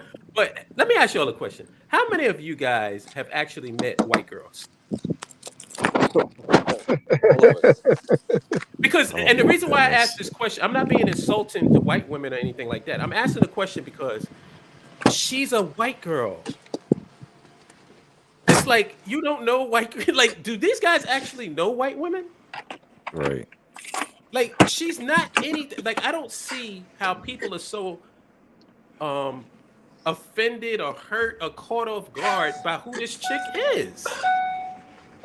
Are we that brilliant, Dawood? Are we so fucking brilliant that we saw this from the very beginning? Like, what's the deal? Part of the red pill philosophy, specifically the black red pill philosophy, is let's talk to and date other women. Okay. That's really the elephant in the room. Mm-hmm. Yeah. That's the biggest elephant in the room here. Is the root of black red pill philosophy is let's talk to other women. Yeah. And so when she came out, it was perfect for what they were talking about, because they were trying to say, you see, not even one of them is talking our talking points. Right. You know what I'm saying? Mm-hmm. And that's the reason why they're hurt, bro. That's the reason why they're hurt, is because now you got to find another non-black champion. Oh fuck. I mean, that's just what it is. It's like the very same dude that you said was aesthetically challenged. Mm-hmm. That dude did at least 7 to 8 videos bigging that chick up, defending her before this whole thing went down. That's one of the reasons why he's going so hard, other than the fact that he's making money, is because he endorsed this chick. Totally endorsed it and said, you guys are mad because she's doing what you need to be doing and blah, blah, blah, blah, blah. And that's the bulk of what I'm hearing now. They changed the narrative to y'all are mad because she's white. And now they're saying basically y'all are mad because she figured this out and she worked harder than y'all. You should get your channel going and blah, blah, blah. Wow. And I do say this because what I've heard is Pearl called up a lot of different people and they all gave her advice. Yes. According to Anton Daniels, Pearl paid for consultations from Kevin Samuels while he was still living. Yep. Paid for consultations with him and other people. So that's Rollo Tomasi. Yes. That's what you niggas should be doing. You niggas should be but the thing is that is separate from the whole issue. You know what I'm saying? That is true what they're saying. That you should be studying the algorithm and doing that, but at the same time that's separate from the whole issue. The real issue is that y'all are hurt because that was your champion against black women. She was a non-black woman and it really fed your narrative. You were really happy that this chick was mashing on black women because it fed your narrative that black women are no good. And now that she's gone, you got to find somebody else. Should have chosen Melanie King. Oh. I just got some breaking news. Hold on. Wait a minute. Just hot off the presses. What happened? Uh-oh. Shrimp is seafood. What the News at 11. What? I can't believe this. That special announcement is for all those people saying that she's racist. I don't make distinctions, and I say this with no malice at all. I don't make distinctions amongst, like, if you outside of my people, I don't really make many distinctions between people. Like if you throw me in a pit full of vipers, I'm not sitting up there trying to figure out which one isn't poisonous. Right. So the whole question of when somebody raises the issue, oh, is this person racist? It's like, what the fuck? What planet are you living on as a black person to ask that question? Yeah. And if they Sad, boy. are or if they aren't, it's really irrelevant. When you really think about it, does it matter? If she's not racist, does it matter? If she is racist, does it matter? Like, why are you so caught up in what this person feels and thinks about black people? Why is that important to you? Exactly. That's the question you should be asking. But these people have white people at the center of their fucking universe, at the nucleus of their atom, the nucleus of their atom. They just revolve around white people. Everything. That's the one thing I love about us. We don't talk about white people. Right. Right. We spend our time talking about nationhood. We spend our time talking about infrastructure. We get into all kinds of things revolving around us having our own shit. We don't have time to be talking about white people. White people are irrelevant to us. I care as much about white people as they care about me. Right. The average white person is not sitting in their house figuring out how they can oppress black people. Yep. They just don't give a fuck about us. And I don't blame them. I'm not mad at them. One of the things that pisses me off when I hear black folks say, "Oh yeah, they're good, but would they allow a black person into their house?" Nigga, what? Come on now. They have a right. Listen, white people. If any white people are listening to this broadcast, let me say this to you because you probably ain't gonna hear it from these woke motherfuckers. You have a right to have whoever you want in your house that you want. And anybody that you don't want don't have to be there. I don't give a fuck. I don't care. You don't have to prove nothing to me because my opinion of you is not going to change. I have about 50 years of opinions on white people. Not going to change. I already know who you are. Facts is facts. Well, again, a lot of these motherfuckers don't understand white people just gonna white. Yeah. That's the thing. It's like gonna shrimp do and them. seafood, son. I just found out the bulletin just came through. Is everybody going to tune in later on at 11 p.m. to find out the details? Shrimp is seafood. We just got the breaking news. Hey, I got a quick question. You know, the red pill is real conservative, right? So why are black conservatives hurt that a white person's against reparations? Wow. They should be against it too. Because that's anti-bootstrap. Damn, Vic. Vic just came in dropping the fucking elbow. Damn. Only one They person, half in, half out. Only one person I saw that was a admitted black conservative came on there and basically ate Pearl's asshole. And that was this dude. He calls himself, I think he calls himself black conservative or something like that. And he came on this dude, Mumia Obsidian Ali show. This dude did a whole 4-hour live stream apologizing for Pearl, right? The dude comes on there and he goes, "Pearl, why did you apologize? You didn't do nothing wrong. What you said was right, this, that, and next thing." And I actually was proud of him because you are doing exactly what you're supposed to do. And you're speaking exactly who you are. That is the crux of black conservatism.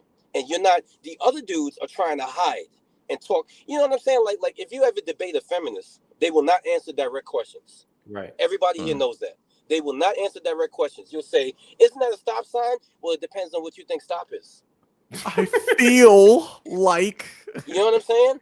So most of these dudes who believe in this philosophy, they have talked around this situation. That dude came on there and went direct. He said she didn't do nothing wrong. She said they didn't embellish slavery. He agreed with everything. And I was proud of him because you're a Negro and you're doing exactly what you say and do and you believe. All these other dudes were trying to fake like they're really for black people. They just believe in quote unquote conservative values. But you think just like that guy. You think just like him. And that is I know this from even debating feminists in my family. The key strategy is to never ever come right out with your philosophy. You know what I'm saying? Dance around questions and dance around statements and things like that. And then like still believe in that shit so nobody can really attack you. But what they don't understand is you're not being true to yourself. If somebody asks you, what do you think the answer to black people's problem in America?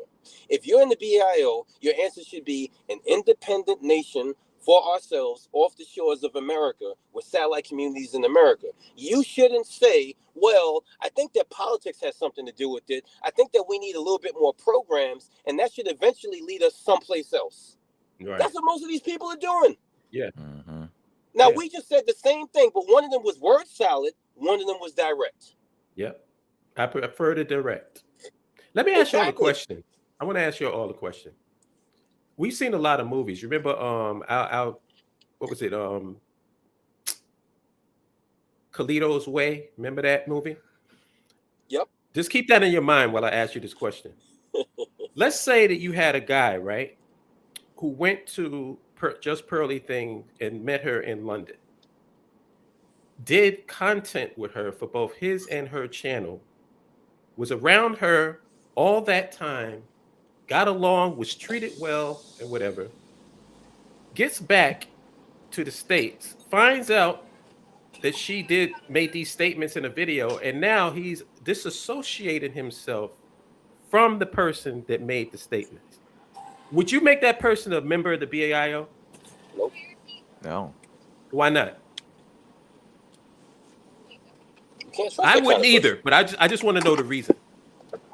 You can't trust them He shares the because skin Thank every you. 2 weeks. Thank you. you can't trust them. That sounds like somebody who makes their decision based. They put their finger up, they put their finger in their mouth, and then raise it up to see where the wind is blowing.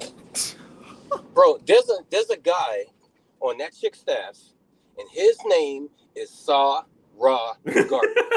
He mentioning Oh, names. fuck. He mentioning names. Let's do it. The Let's nigga's- go. That nigga's name is Garvey, son. His name is Garvey. That's all you got to know. I'm not saying anything for. I'm not saying anything against. I'm just putting that out there. Like, remember you used to say that? I'm just putting that out there. That The man's audacity. name is Garvey, son. His name is Garvey. Mm. And he's on her staff talking the way she talks.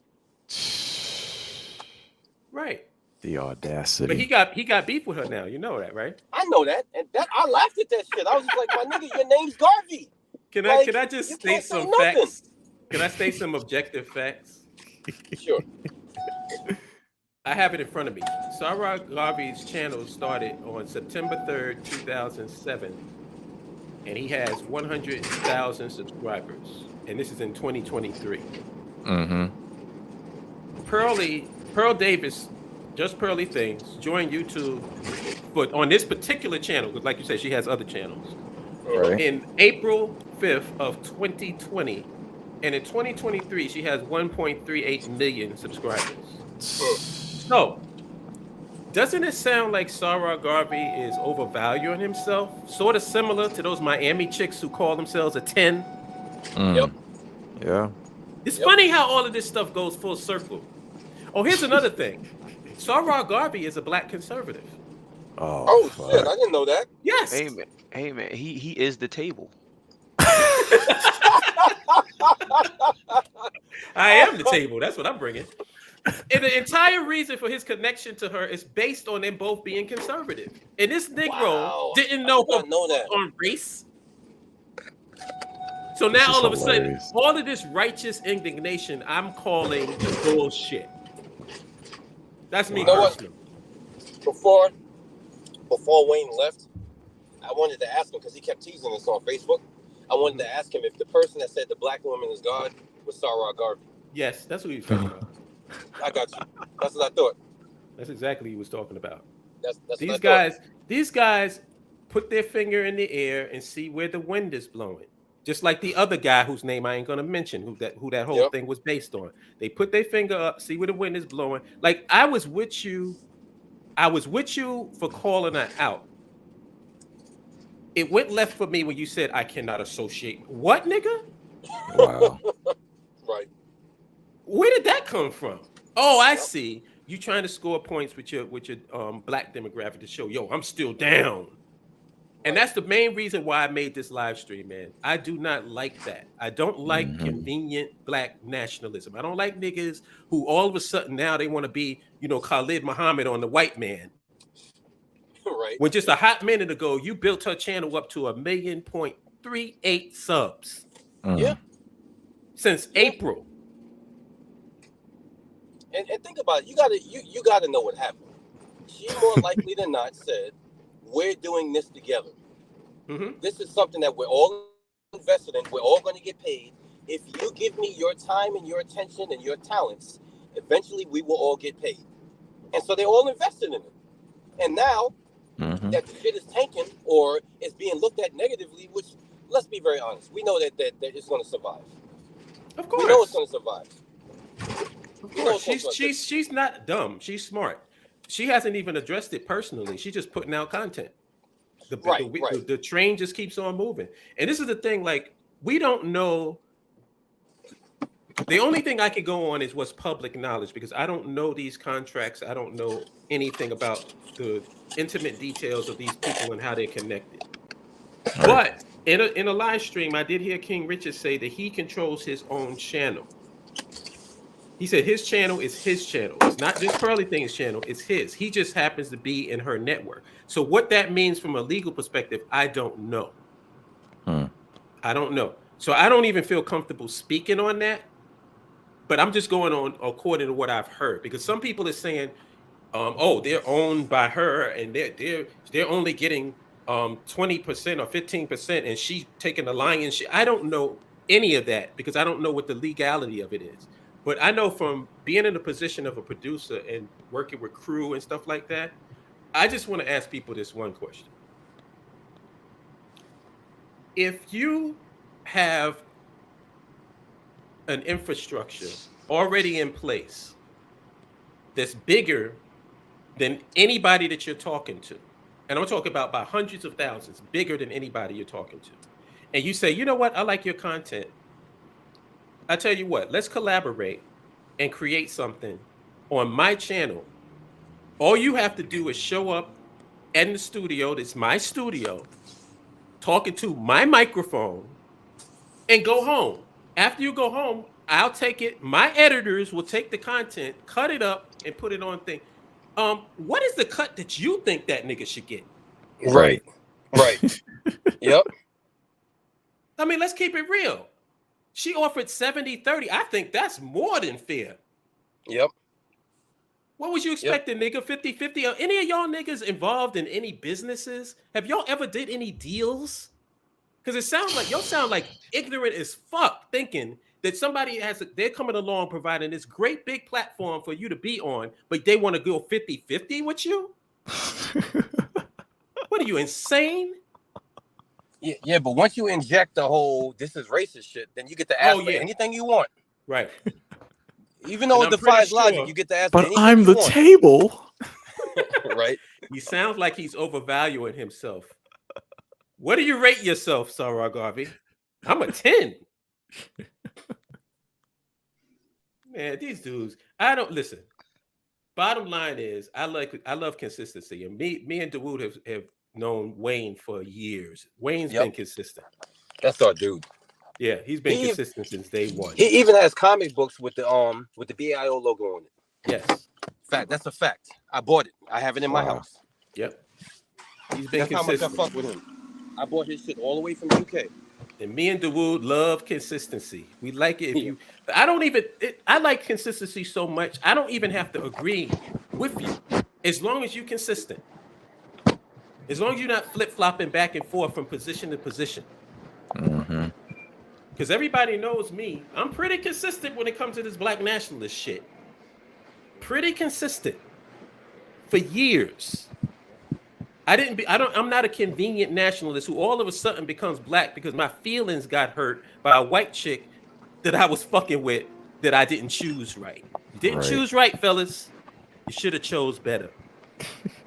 Oh, real quick, she did make an apology video.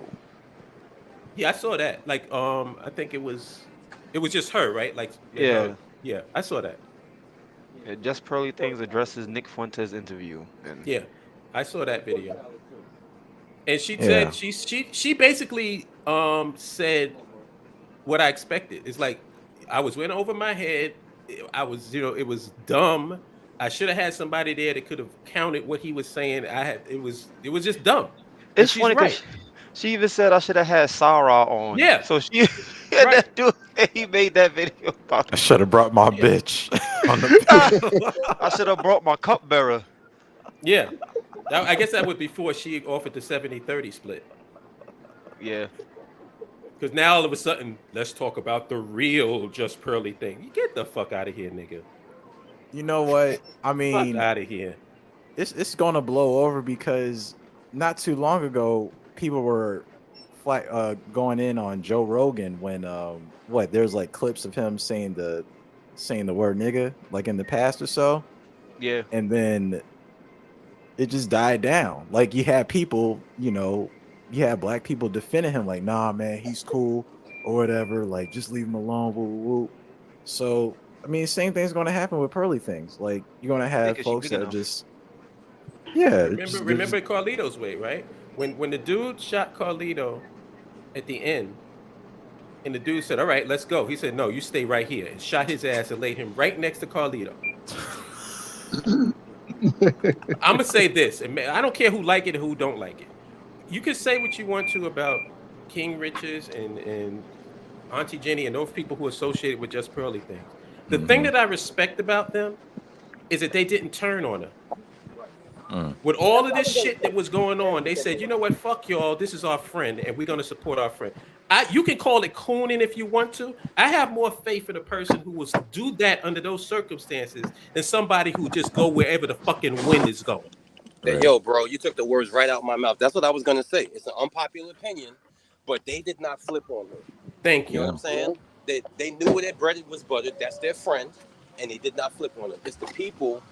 First of all, if you're espousing that the black woman is God, and then you jump on the red pill and start trashing women, I don't want to hear a fucking thing you got to say. I really don't.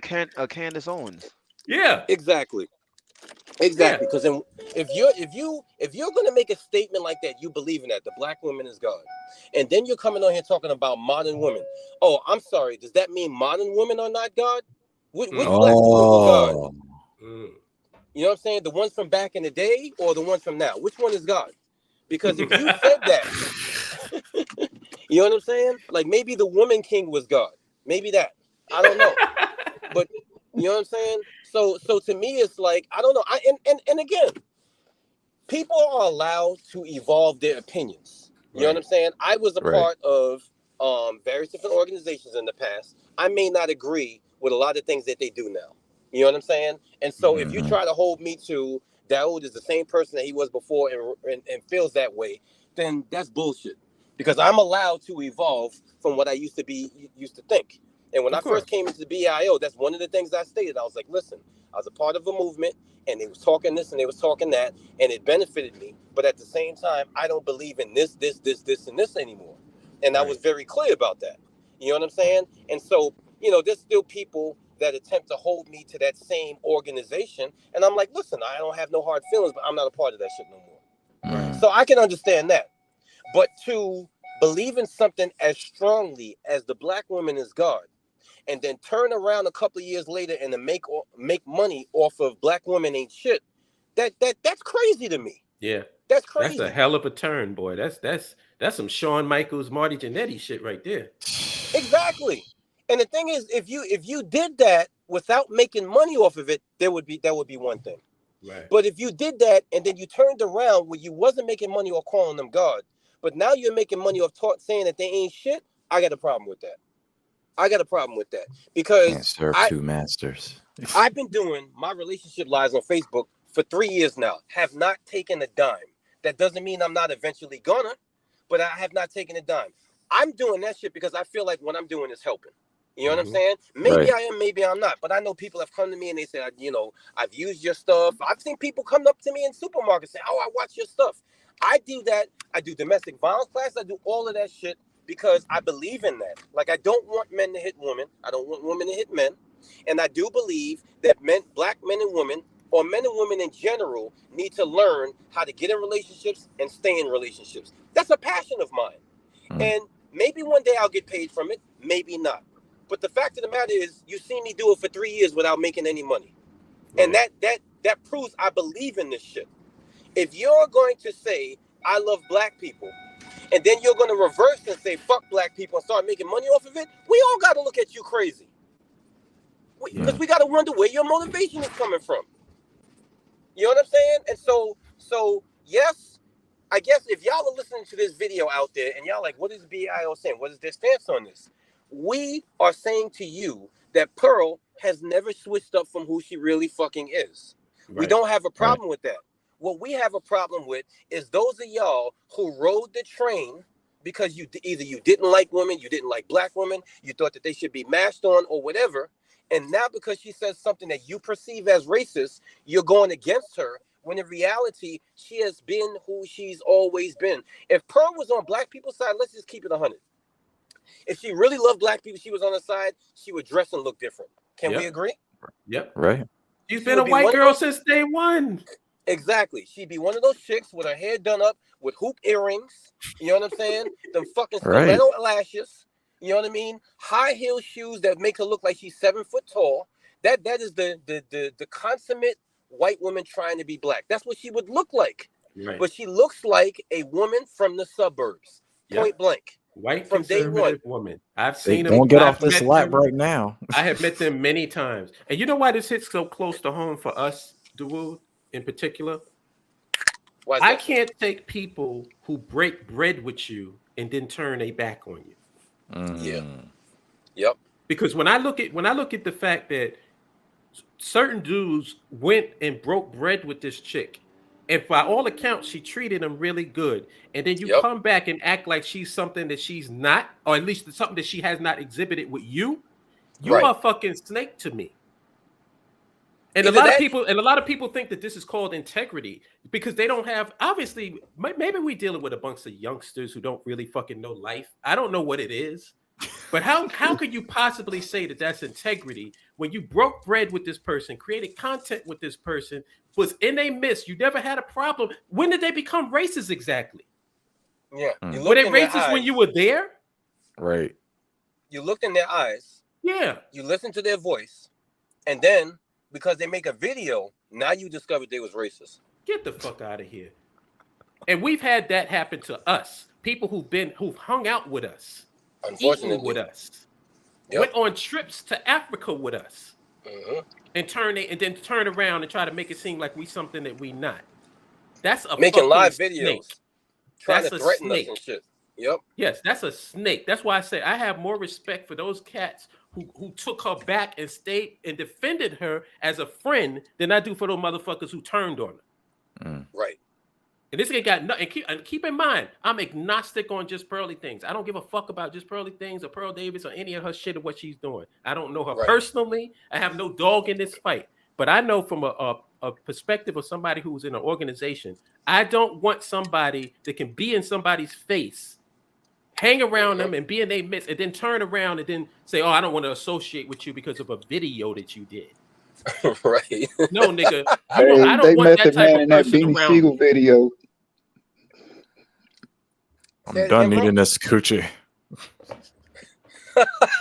Your niggas phony as fuck, man. And then you're gonna try to play like, "Oh, I'm calling balls and strikes." That's what that nigga who said that long ass live stream. I forget what his name is, Obsidian or some shit. I've seen Mumia Sabina. Yeah, he said, "Oh, I'm just gonna call balls and strikes," and then it turned from calling balls and strike into a dick sucking session. Oh no! Well, you just all on board. What the fuck does that mean? I'm just calling balls and strikes though. What does that mean? He says that he's trying to be objective like an umpire. Oh, get the hell out of here, nigga. No, you're not. You're protecting your revenue balls and strikes. That's really what this comes down to for the content creators. The unrelated creators are hurt emotionally, but the content creators, they are protecting their revenue stream. They will make money off this shit either way. And this is why, excuse me, this is why, to me, I feel very sorry if you don't read comic books and you watch The Last Ant-Man. Because the Mojo character is exactly what Mubia Obsidian Ali is. A guy that starts up controversy and gets ratings. Yeah, that's what Mojo is in the X-Men comics. Yep. That's what he is. He's a man, or excuse me, he's a large fucking being, and basically he starts all this trouble on his world to get ratings. It's the craziest thing in the world. And when I was younger, I didn't understand that because, you know, you're too young to understand. But when I got older, I said, oh, this is what this nigga was doing. You know what I'm saying? Because I didn't, like, you ever, the thing about Marvel Comics that I loved when I was younger is they spoke to issues that you did not understand when you were younger. But once you got older, you thought back and you said, oh, this is what they was talking about? Yeah. You know what I'm saying? For instance, like when the Phoenix Force made a whole woman for Scott Summers to fall in love with, and the nigga was with her for like 3 years, and all of a sudden he disappeared. Like, I can't even imagine going through that shit emotionally. You know what I'm saying? And like, I didn't understand that because I was a child. You know what I'm saying? I didn't know nothing about love and relationship. When I got older, one day I was just driving, I thought about that shit. I was like, God damn, this thing really played with this nigga for like 3 years and made a whole wife for him that he fell in love with and had memories. Because I remember there was one comic where he was describing what happened with him and this Madeline Pryor chick. And then he said, wait a minute, but that wasn't a physical person. That was Phoenix. And I was too young to understand that. When I got older, I was like, just imagine how devastating that was for him to have invested himself in a woman for 3 to 4 years that was made up by a mythical energy or force. You know what I'm saying?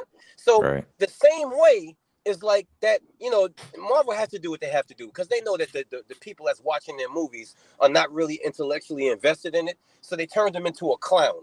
You know what I'm saying? But that Mojo character, if you ever read, son, am I lying? That was a powerful nigga in them comics. You know what I'm saying? Like, you did not want to fuck with Mojo, and he had this lady called Lady Deathstrike with her that would take your ass out. She had like 5 samurai swords. Like, this nigga was a monster.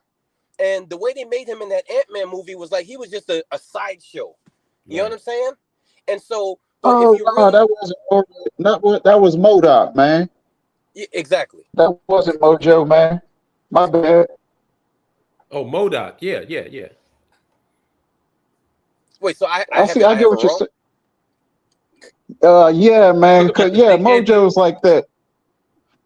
Mojo's an X-Men. MODOK's an Avengers villain. They did clown MODOK, but you know, I get what you're saying, and you're in the right place. But yeah, man, you good, I just man. said the wrong name though, right? Oh, it was Yeah, MODOK. Yeah. Yeah, I knew what you were talking about, though.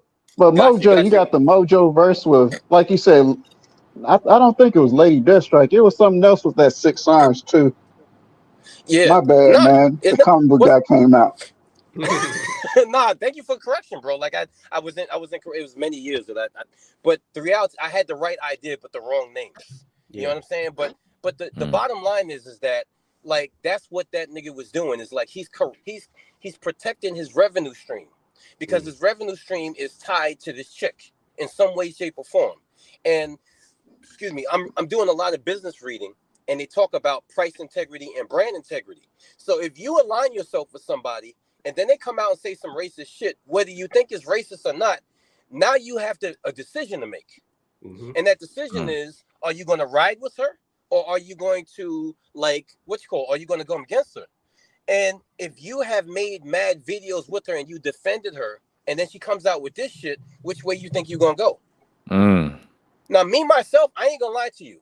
I've done this on Facebook before where I have talked about certain issues and we found out that because this is what people do on TikTok now.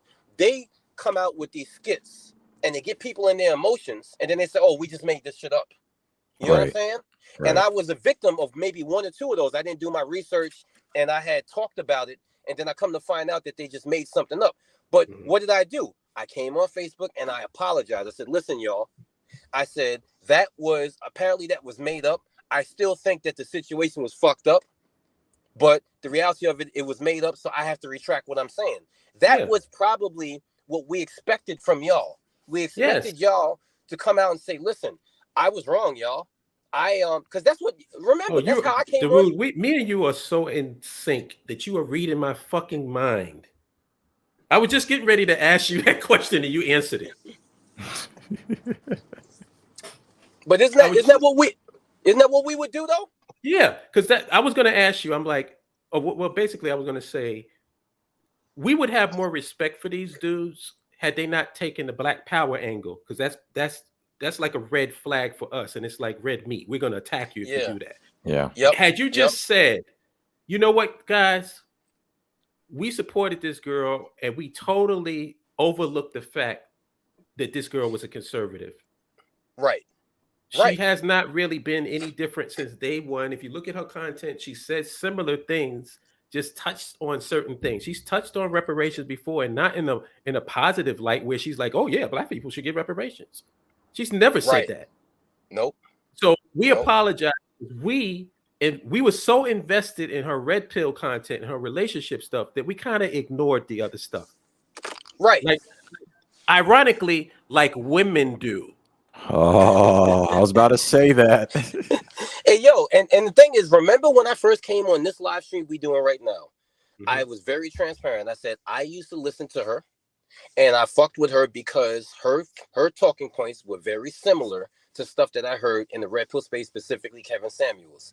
And then when I started hearing conservative, that's when my eyebrows raised. So I'm giving you a organic, transparent process here. Because when you listen to, I do relation videos, so I got to consume a lot of content, both feminist content and red pill content. So she was just one of them people. But what I saw was that she took the package, the information, and she packaged it really good. Yeah. So I would watch her stuff. But as soon as I heard, so we was the only two conservatives on the panel, I was like, wait a minute. You're what? You know what I'm saying? And this is, like I said, if my son was here, he would bear witness. I said to him, I said, yo, did you hear that?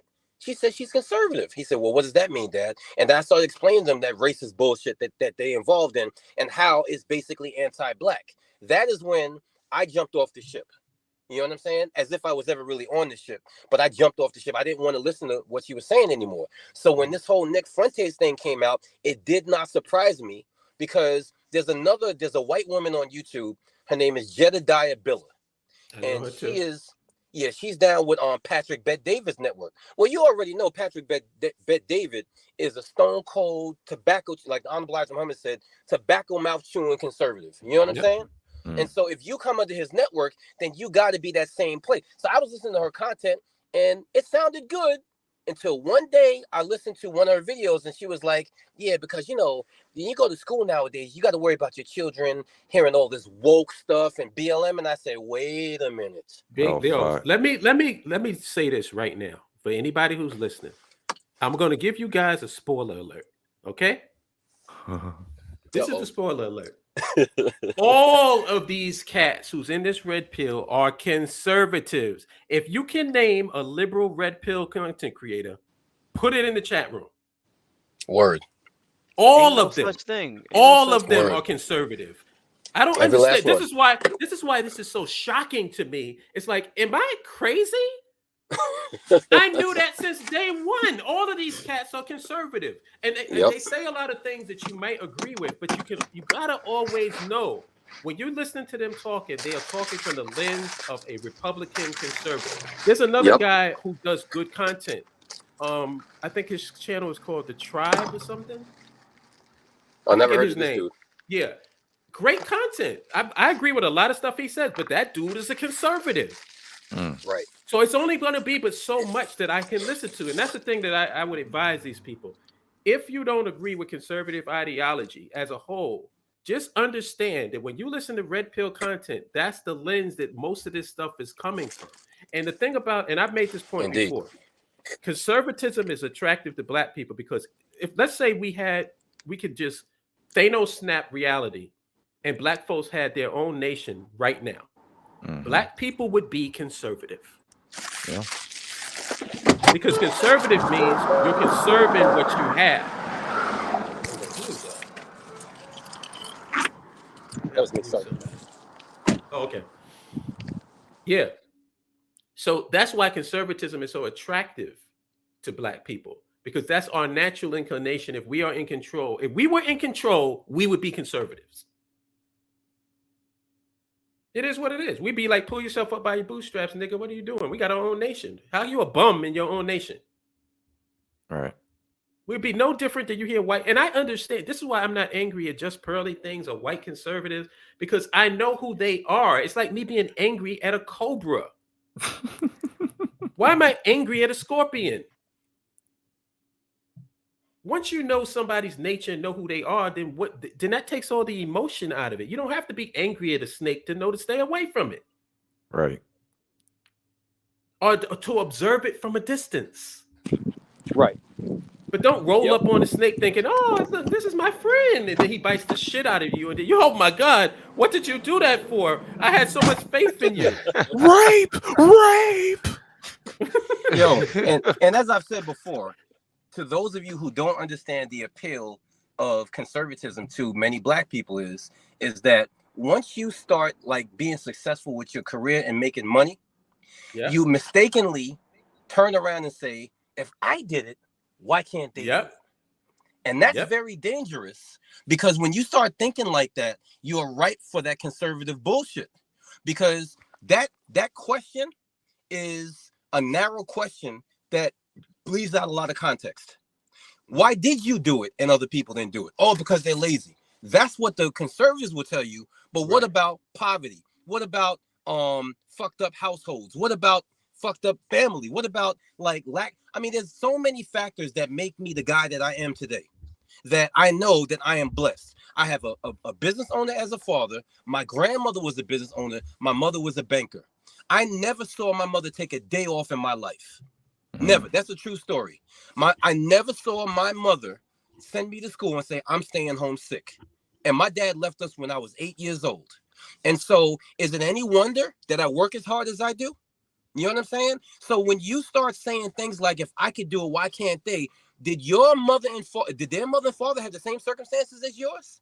Did you grow up in the same circumstance? There's so many different factors that contribute to people being in poverty, being dysfunctional, not really living up to their potential. It's much more than just, I just got my fucking, I pulled up my bootstraps. It's much more than that.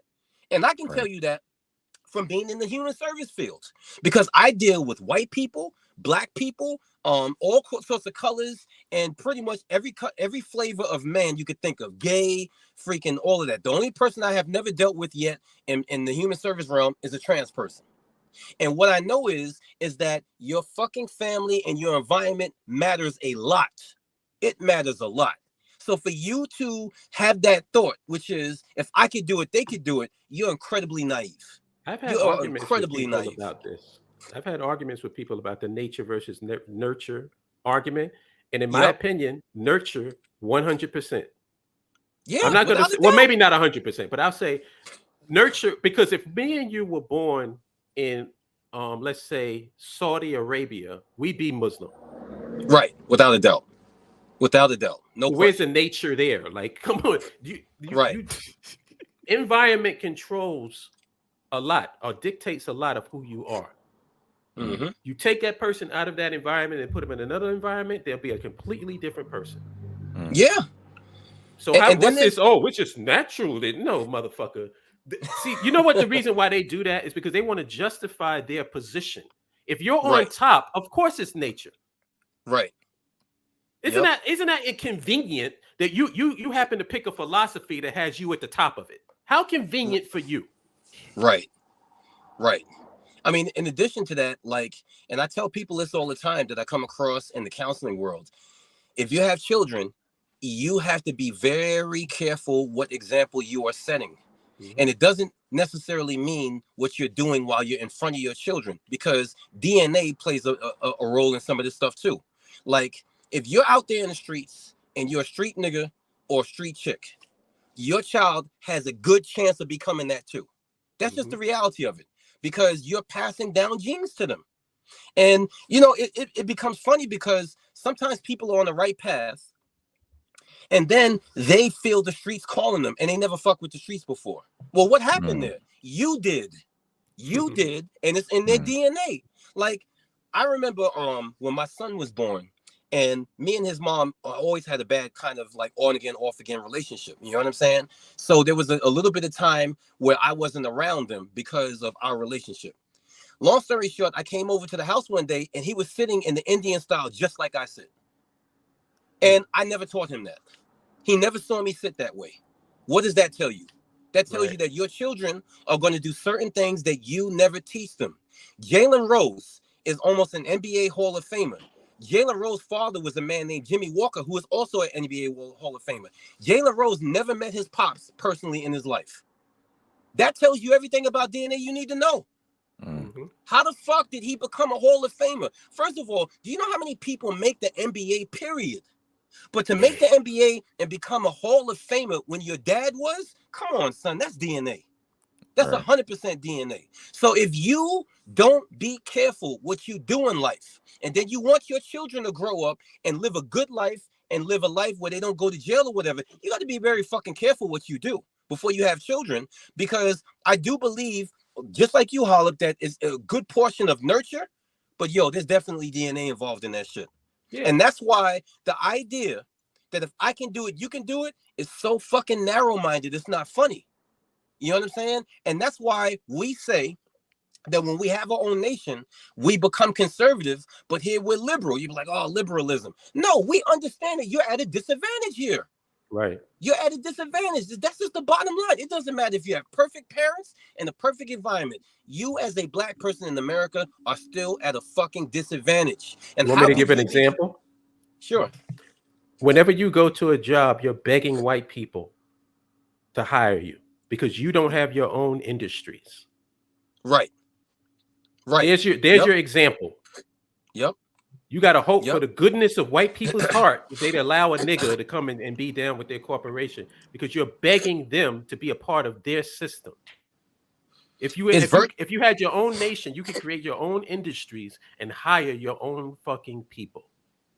I mean, not only that, bro. In addition to that, it's virtually impossible to have it all black, excuse me, logistical line if you create a business here. So in other words, if you have a business and you have employees, they could be all black.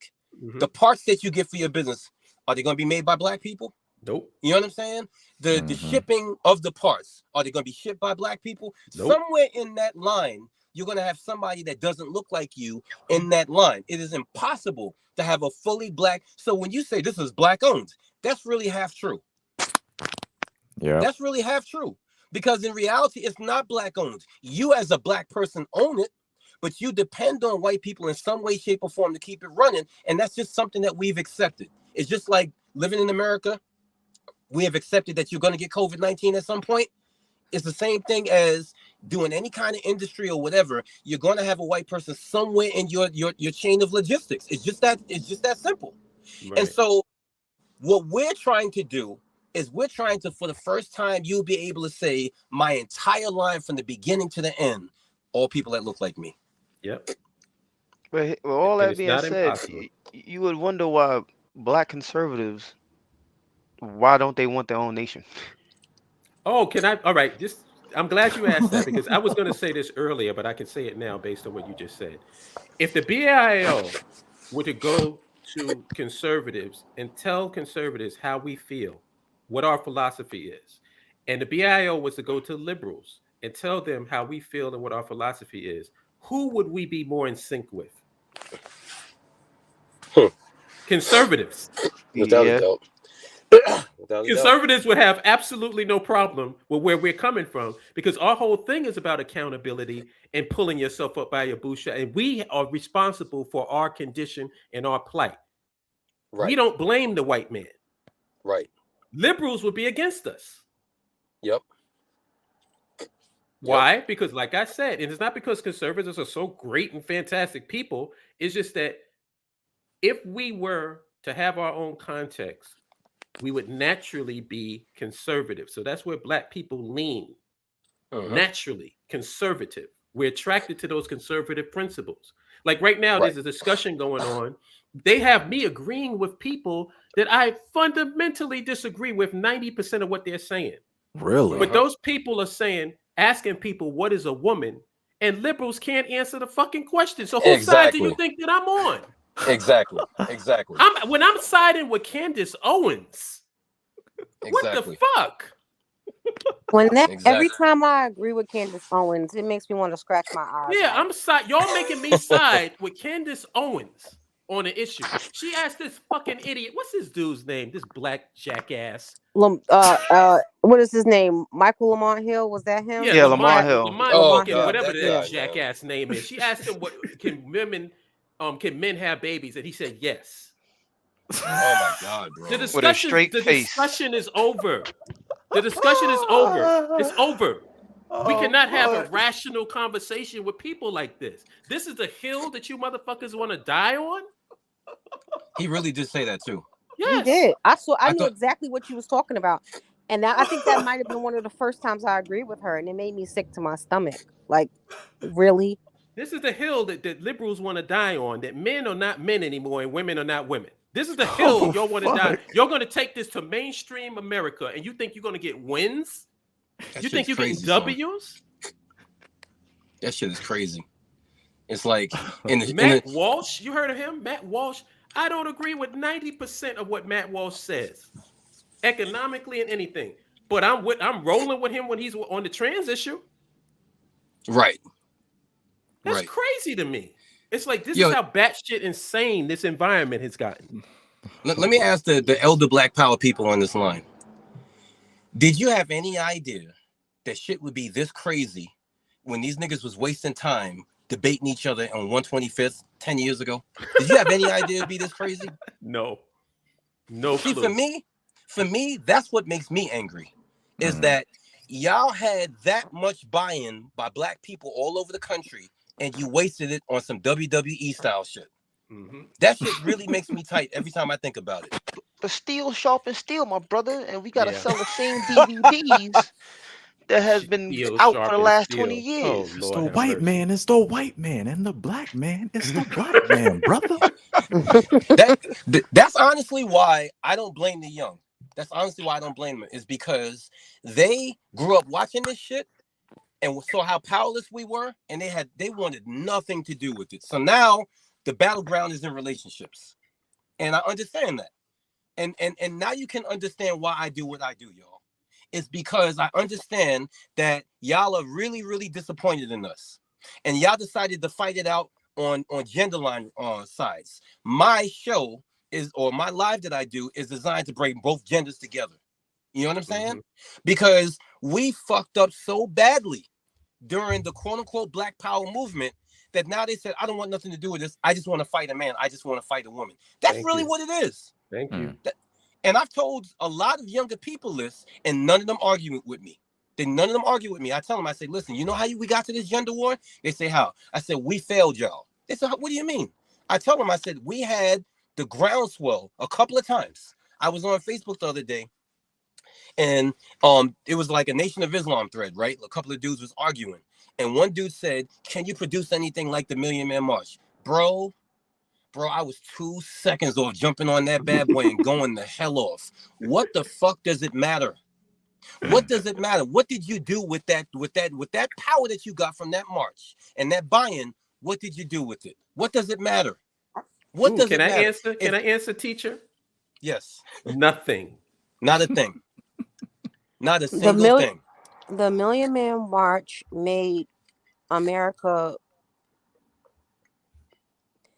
it was disgustingly more wealthy than, like, it was a complete and total opposite effect of what it should have been.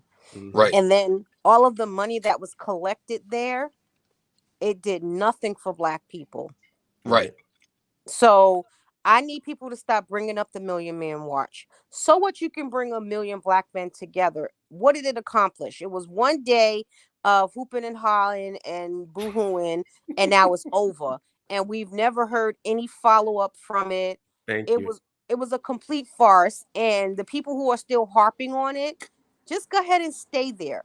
Stay in your nostalgic utopian. Like, I love Black people. What did that do for you, though? Wait, sis, and I love you. Happy birthday, by the way. Thank you. Yes. But the FBI said the crime statistics went down after that. Yeah, because everybody was on the lawn. And they all had that, kumbaya high. You know what everybody I'm was on the lawn. There was a million men on the lawn. If you couldn't rob you. If you could bring a million men together, if there was any violence or hostility amongst those people, it wasn't even mentioned. So I'm sure that it wasn't, because if it was, they would have made it seem like all million men that were there were fighting. Yep. So they came together. They actually had an awesome day together as Black men. They, hugged it out. They cried. They, gave some money, whatever the case may be. And the people that were there, they felt so they were on such a high, they don't Yep. even care that nothing happened. They Yep. don't even care that we just went to DC and did nothing, Right. because they were so excited to be around so many black people and it'd be such a great vibe. And you know So what's funny, let's Selena? imagine if we could get 1 million men or 1 million black people together and put all of the donations that we donate into building our own nation. Let's imagine how great that would feel, because we actually have an end goal. We actually have something that we can grasp onto that's attainable, that you can put your hand on and say, look, I got a nation. Selena. Right. But they don't want to talk about that. They Selena. don't want to talk about that. For the record, though, that was sarcasm, because the crime numbers did not go down. Absolutely not. They kept saying that shit. This is for Selima and Dawood, because were y'all both there? I know Yeah, I Dawood was there. definitely. I I wasn't definitely was there. there. Oh, you weren't I there. wasn't. Okay, No, I wasn't Dawood. there. All right, so this I is was for Dawood. I was a lieutenant that day, so I This is for definitely was there. Dawood. Do you remember there was the portion of the speech that he gave where he talked about a fund? Remember that? Yep. He said black folks can donate $10. It was basically the same thing Elijah Muhammad suggested. $10 a month into a fund. And then what we could do is we can purchase and buy our own organization so that they don't have to rely on white people. Yep. Was that a great idea? Yep. Of course it was. It was an excellent idea. What happened? Nothing. Farrakhan is still eating on 24 karat gold plates and silverware. Yeah, what happened? He got a new set. Dawood made this point that if Farrakhan had said, let's rush the Capitol, it was so the energy was so unified that everybody would have did whatever they he would said. have. So that would have been if he wanted to have January 6th for real. If he wanted to have a fund, what was wrong with having something in place the day of that event to get people to sign up to? Because that's not what it was about. Exactly. It was. But we should have had a hold on for a second. Calypso We should have had Joe is doing what Calypso Joe does. We should have had a clue.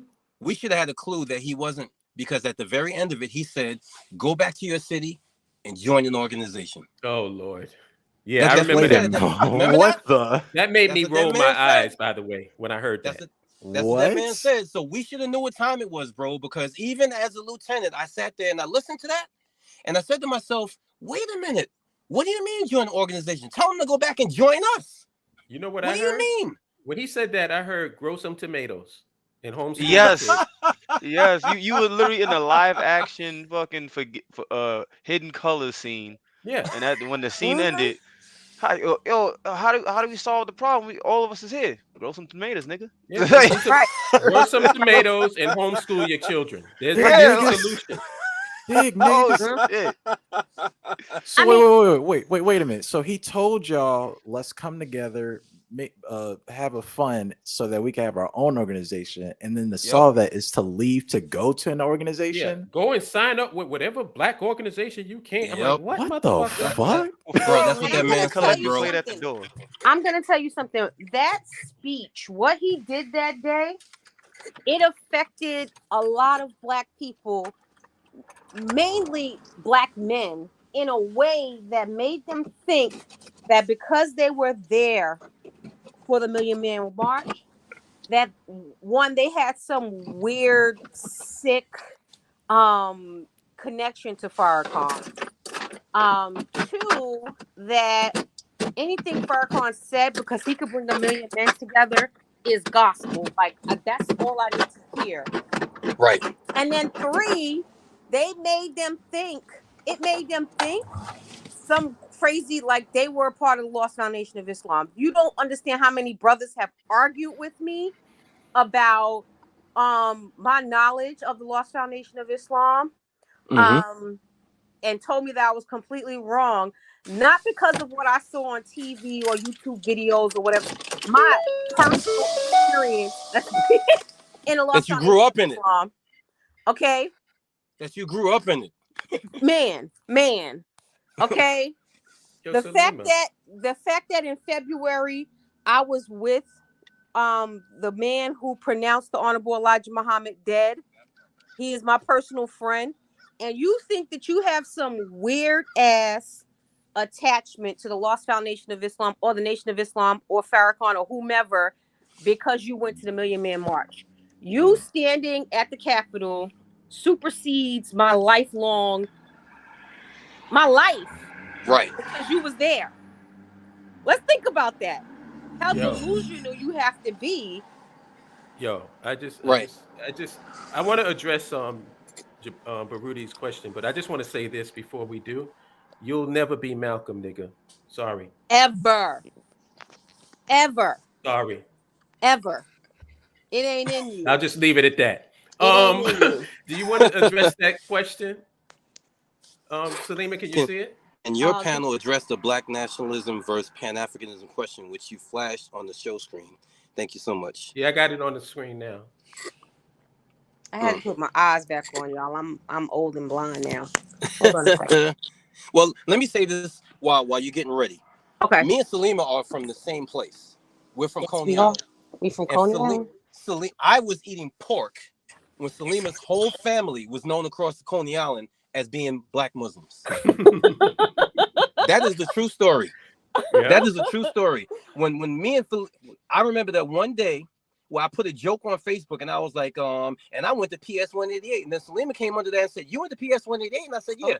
And she said, "I did too." And that's when we made the connection. I was like, "That was your family?" Yeah. That's the first thing I said. Yep. I'll have you know that I am a proud member of the Super family. Yes, you are. You absolutely are. I've been adopted. Listen, I'm gonna tell y'all something. My mother has no physical biological sons, but the amount of sons that my mother had was it was insane. I can go anywhere in New York City right now and run into one of my brothers. Oh yeah, I love your mom. Okay, and your mom loves me. I did too. Yeah, my mother used to mistakenly call Mark, I think maybe once a month. And then they would be on the phone for hours. Yeah, I can imagine. Okay. I don't know what those conversations was about. It was none of my business, but that was them. So yes. Yeah, loved her. We were something. I Sweetheart. remember being 6 or 7 years old. And I felt slighted because my sisters were old enough to wear hijabs and I wasn't. And I really wanted to wear one. I thought it was so pretty. My mother used to wear full Muslim garb, and I was jealous. I was like, I don't want to be a little sister. I want to be a big sister. I want to wear. And my dad was like, "You're not ready for that." And I was like, "Man, listen. You don't know who you talking to." So when people say like nationhood and things like that, I understand it completely. From growing up in the Lost Foundation of Islam, my aunt being an activist, in Brooklyn, New York, and the things that went into her getting, I'm talking about bare minimum. Making sure that, we could walk down the street safely, making sure that the projects that we grew up in, they clean them properly, bare minimum. So when we talk about we want our own nation, we want our own space, we want to be able to govern ourselves, that's what we want. And the fact that the majority of Black people in the United States, they don't even think that that's something that's attainable. They think we're crazy because they can't fathom that this is something that we can actually have. So that's really one of our biggest obstacles with Black people. Go ahead. I would love to hear you address that question. The one about versus Black nationalism. The one that's on the screen. Can you see it? Okay, give me a second. Yo, Vic, I want to give you an opportunity to talk because you haven't really had a chance. So when you want to come in, just let me know. He commented periodically. He just have said like one or two things. Can you see it? You want me to read it to you? No, I'm reading it. Oh. I'm gonna be completely honest. I don't know. Because when I think about nationalism in my head, I don't think of it as from. I mean, we need our own nation. We need our own nation. We need our own. We need our own everything. Everything that was taken from us when we were brought here, we need our own. So, I mean, and the problem with nationalism and Black nationalism versus pan-nationalism, what is the difference? Like, and the problem is that most people don't understand what it is. I'm sorry. You know, so I honestly don't know the difference. To me, there is none. Underrated. You want to take a shot at it? I think with pan-Africanism, the difference between that and Black nationalism is on a global perspective where it's a unity of all African descents. So no matter where they are in the globe, and pretty much addressing the problems, you know, that they all face, and empowering Africans to have, you know, power and self-determination. And with Black nationalism, I think it's just more so the same thing, but it's dealing with the issues here, I'm assuming. That's what I'm going with. Yeah, I know for me, I don't really see it's like a semantical difference for me. Like I don't think there's a difference. Like a Black nationalist is for pan-Africanism, and a pan-Africanist should be for Black nationalism. Exactly. So it's like they seem like they're tied together, because let's say in a perfect world we Thanos snap this and we have Liberia. Well, then what would be the next step? Pan-Africanism, bringing the African continent together. And so I don't see it as two opposite ideologies, personally. Now, that second question that Baruti brought, do many of people in the U.S. Feel a kinship to being Black but are queasy on being African, or are they unsure if they are not? Their thoughts. I think most of our people have a certain kinship of going towards that versus African, because they think. Let me, can I throw out my thoughts on the first question before you finish, bro, please? Yeah, go ahead. Okay, I'm sorry to interrupt you. Please hold your thoughts. No, you're good. Because you really been cooking today. So I definitely want to hear your thoughts. But let me just say this: there's in the English language, there's a denotation and there's a connotation. One of them is the exact definition. The other one is the perceived definition. That's where I think the problem with the difference between pan-Africanism and Black nationalism. It's like, to me, my perceived definition of a quote-unquote pan-Africanist is a dude in a study group, somebody that sits in the ring and discusses Black issues, discusses Africa, and then they go home. And my definition of a Black nationalist is somebody who does something similar, but definitely wants to organize and actually do something. Because when you put nation in the title, nation changes everything. So I'm not against pan-Africanism. Obviously I'm not, because I'm in a group that we want to go build in Africa. But in my experience as a 51-year-old man, the pan-Africanist groups I have seen talk a lot of shit and don't do nothing. That's just the bottom line to me. I know that's going to sound offensive to a lot of y'all out there who claim that you're pan-Africanists. I don't mean any harm. I don't mean any disrespect. But the history of your movement is about people writing books, discussing other people's works, and not doing NDAF, not doing a fucking thing. And so, you know what I'm saying? That's what I say when I'm off work, you know what I'm saying? And I'm home during the week, I'd be like, I'm the daft. I'm not doing a fucking thing today. So that's kind of the way I see it. I'm not trying to be an asshole today. I really ain't. But in my experience, when I have run into Pan-African groups, it's a whole bunch of mental masturbators that talk about Africa until they blue in the face. And when we made the BAIO, most of these people ran from us like rats was chasing them. You know what I'm saying? Yep. They did not want to have anything to do with nationhood because they knew that it meant you have to actually put rubber to the road. So at the end of the day, it really doesn't matter what the difference between Black nationalism and Pan-Africanism. It doesn't matter. What matters is are you on this train to help us to build a nation of our own, off the shores of America on the continent of Africa and satellite communities here. If you are on the train to do that, then we could discuss stuff. But the semantics between the two, everybody is the same as far as I'm concerned. Because even black nationalists have come together to mentally masturbate and talk about Africa and what's happening and how China's kicking our ass and oh my God, Russia's over there too. Switzerland is in this part. And to me, it's like, my nigga, I don't even want to talk about that no more. I really don't. What I want to talk about is what part can you play in the building of this nation or the maintaining of this nation? That's the only thing I really want to talk about. And you will see historically people who claim come under both of those titles, they're all in think tanks. I can answer that second question if you want me to. Before we get there, there's a question. Well, there's a comment.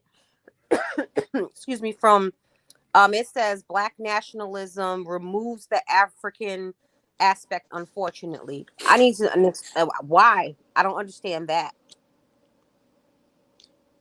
Okay, well, hopefully he'll type the rest in there. Can you I want to address the second question. Go ahead. I think I had this conversation with I might have had it with Underrated or I can't remember. Y'all remind me when I start talking. Sure. The reason why we don't want to identify with African is because of shame. Yep. It's the shame of slavery. Yep, that was and me. motherfuckers will run from Africa because they don't want to be associated with slaves because they're embarrassed and ashamed that we were enslaved as a people. I'm glad we're on this live stream because I want to say something because you probably never heard this before, but you're going to hear it today. I'm more ashamed of Negroes in 2023 than I am of slaves in 1619. Wow. I dig it though. Why I'm is more that? ashamed of you guys right now than I am of people that didn't really have a choice. So since we throwing this shame word around, I'm ashamed of you. How dare you be ashamed of Africans who were enslaved because they went through what they went through so your black ass could even have a fucking conversation right now. Right. Shame? Yep. So you're gonna run, you're gonna go get yourself a fucking hot phone and become a Native American now? That's what you're gonna do? You're gonna get a peace pipe and a TP now? Because you're so ashamed of being African? Because we were enslaved? You niggas are clowns. Much of the hate for Africa, the word Africa, the state Africa, and African people. You sound far away, so much dude. bullshit about Africa. Oh, Africa was named after a white man. I was breaking up. Shit. Yeah, you right. sound better now. Oh, okay. Much of the hatred, from what I saw, amongst people, get the fuck out of here. amongst people who were either part way in the movement or thinking about the movement, honestly came from the movements. And during the 90s and really the 80s, I've said this before and I'll say it again, many of the Black Power groups would mount their rostrums and speak against Africa. And they would say things like, why would we help them over there? And Ice Cube famously said, you want to free Africa? I stare at you because we ain't got it so good in America. Remember that? Yeah. So the Black Power groups, and where do you think he got that from? The Black Power groups and most of the scholars were speaking against Africa. Now, I will give the pan-Africanist movements credit because they kept Africa in their hearts while this bullshit was going on. But the damage was already done. The damage was already done. And I really, honestly, can't fault people in the 80s and the 90s because you're going to do what you're going to do when you're in captivity. And I was listening to an audiobook the other day, and they were talking about these experiments that they was running on rats. And I was like, these people are wicked. They were talking about what would happen if you put a water bottle with some rats in it, one rat in there, right? And it was a regular water bottle, and the other water bottle had heroin in it. And it was like, how many times would he go to the heroin bottle if he was by himself? And then they put a whole bunch of rats. This is fascinating. They put a whole bunch of rats in there, and there was a water bottle and a heroin bottle. And all of a sudden, the rats went for the water bottle. And what they said was peer pressure made them go for the clear water. but by themselves, they was free to indulge in that heroin by themselves. And to me, if you got all the Black Power groups speaking against Africa, what the fuck you think is going to happen? You know what I'm saying? And so, Right. but we have to remember that this happened to us in the midst of captivity. And people in captivity are going to do what they're going to do based on the fact that they're trapped and they feel there's no way out. Right, And that's why I said earlier that I think that Black people would totally be on board if the nation was built, because in captivity, they're too scared to try to build it. Right. Yeah. And I'll just say this: in Rwanda, there are no more Hutus and Tutsis. You know what they are? Rwandans. Rwandans. Mic drop. Total mic. That's what you should do in your clips. You should hang up and then play Guru after that.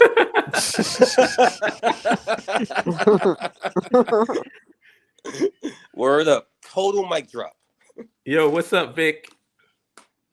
I want to give Vic a chance to get to mic time because you haven't been saying much. So I want to hear what you're. Well, let's go back to the beginning. What's your thoughts? Pearly things. Just Pearly Things fiasco.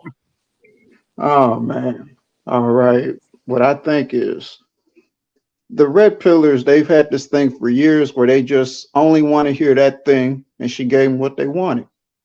And so they kept going to her, and now it's something that's disagreeable to the culture that she said, and it's a problem now.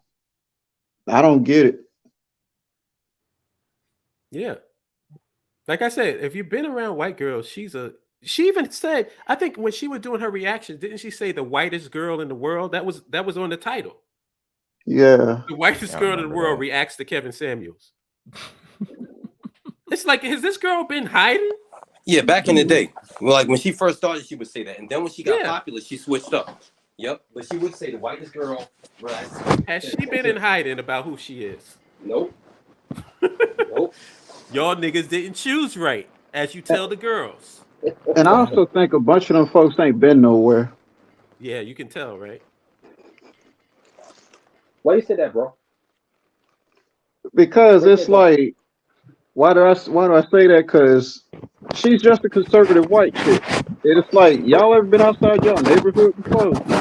Y'all been to school, y'all? That's them. Yep. Like I said, if you look how she looks dressed, that's exactly what she looks like. It's like, oh man, she agrees with my And then she's also, what you say, dunking on chicks.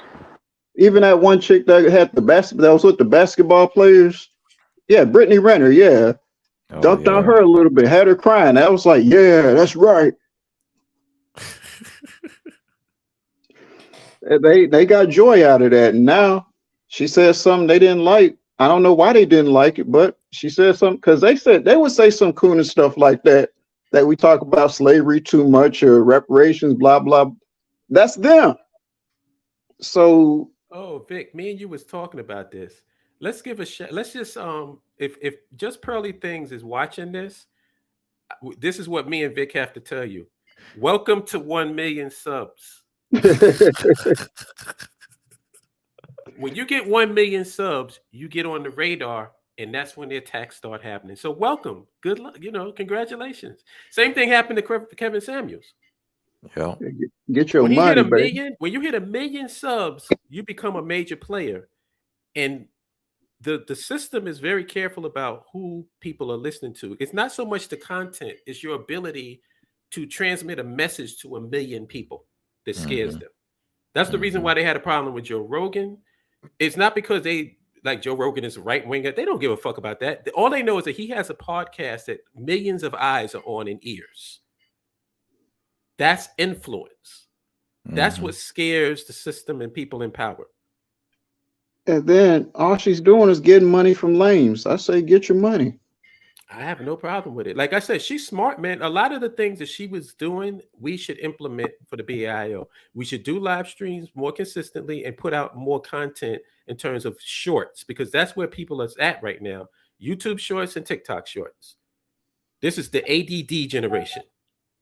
Man. Right. Nobody's doing long form stuff anymore. Very few people are listening to long form videos. Yeah. Everything is short, digestible clips. And she took advantage of that. She's smart. She built her channel up to 1.38 million people. You got to be smart to do that. But in terms of the red pill, like everybody keeps saying that she's the heir successor to Kevin Samuels. Actually, it's Andrew Tate. Andrew Tate is the successor to Kevin Samuels. And if you ever want to hear Andrew Tate, like if you want a proper representation of who Andrew Tate is, listen to him when he was on her show on the live stream. That was a master class in red pill ideology. Master class. That guy is popular for a reason. For a reason. He's very articulate. Very articulate, and can express these concepts in a way that idiots like Myron Gaines can't. Right. Because he basically knows how to, like, you can tell he's a guy who deals with women. Oh yeah. Myron doesn't deal with women, so you can tell by his whole approach, this dude ain't getting no ass. He ain't getting no. And when I saw the girl, when you saw the girl that he got pregnant, that tells you all you need to know about that dude. Yep. That tells you all you need. That's the chick. That's the chick that you ended up with, nigga. You did all of that smooth talking about, oh, I'm $1 million, this, that, I deal with tens and that's the girl you ended up getting pregnant. You know what that sounds like to me? But It sounds you know like you fucked till you. It sounds like you fucked till you could fuck. That's what it sounds like to me. Oh shit! They probably found out he was a Fed and decided they didn't want to deal with him. The 9s and 10s. But Andrew Tate what it proves is smart money, and articulate, and he can transmit a message in a way that's digestible to even women. There's women that's fans of his. Right. Well, yo, listen. Most conservative white women love Andrew Tate, bro. They love him. The dude is funny. The dude is charismatic, and the dude knows how to deliver a message. That's objective. Yep. That's objective. Like, even that speaks against the Matrix. We love him, and I was just like, for real? Yeah. Like really? You know? But I don't know. Like I've said before, and I said many times, the concepts that's contained in the red pill philosophy basically are not really practical for modern time long term. You can say that, like, okay, I want traditional family, I want a stay-at-home wife, I want to make $150,000. Okay, that's basic red pill philosophy. But we're living in 2023, and we're living in a recession right now. Who the hell is making that kind of money, and who the hell can afford to have a stay-at-home wife? Who can do that? You know what? And then, I'm sorry. Go ahead. And then the preoccupation with submission, that in and of itself is lames talking. Like, for you to constantly be talking about women got to submit, why are you talking about that? Like what is in that for you? Like, what does that do for you? You know what I'm saying? And when you say submission, what really are you talking about? So it's like, you know, as I said before, when I was listening to Republican radio for 2.5 years, I soaked in all those concepts. But the way that I am is I'm a very slow processor. Once I started processing those concepts, I realized it was bullshit. I consumed red pill for 2 years. And then after a while, me and my son, we would sit there because my son lives with me. You know what I'm saying? He's 24. And ironically, Pearl is 26. So she's only 2 years older than my son. And with that being said, we started talking about it, and we was like, yo, man, this doesn't make no sense. That doesn't make no sense. And then we realized this philosophy is really for dudes who are lame. And so therefore, like, I just think that, like, it's shock value, this stuff. And whenever conservative white people use you as their champion, you got to be very scared.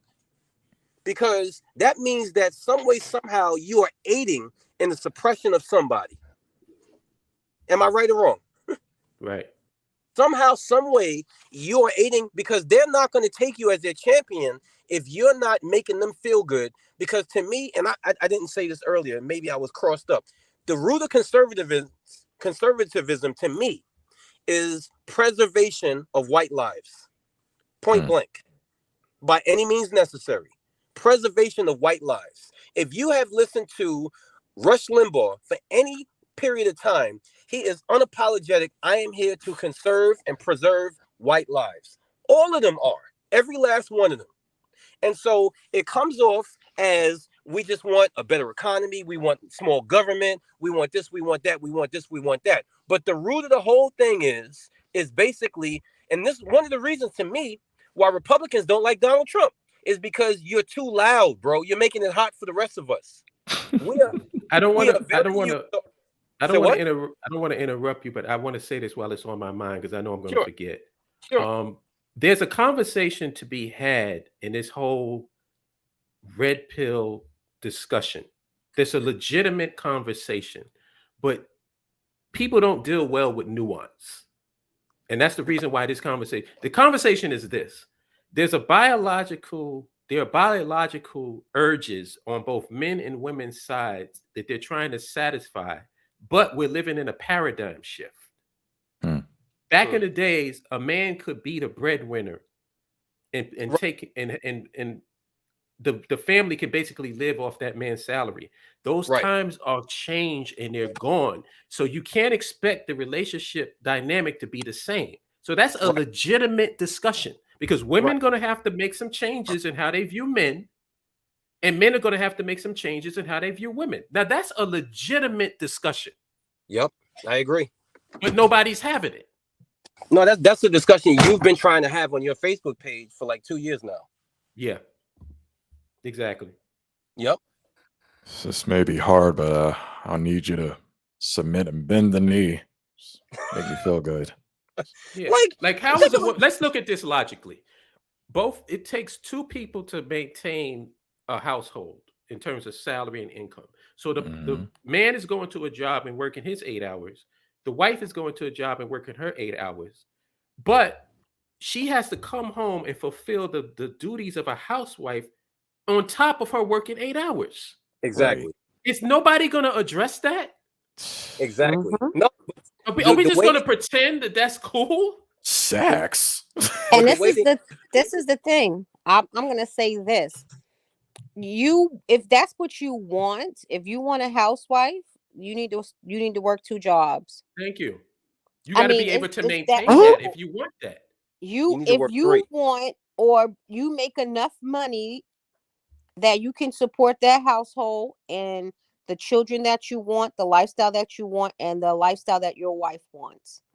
If you can't do that, then you need to just go on ahead and wash them dishes, sir. And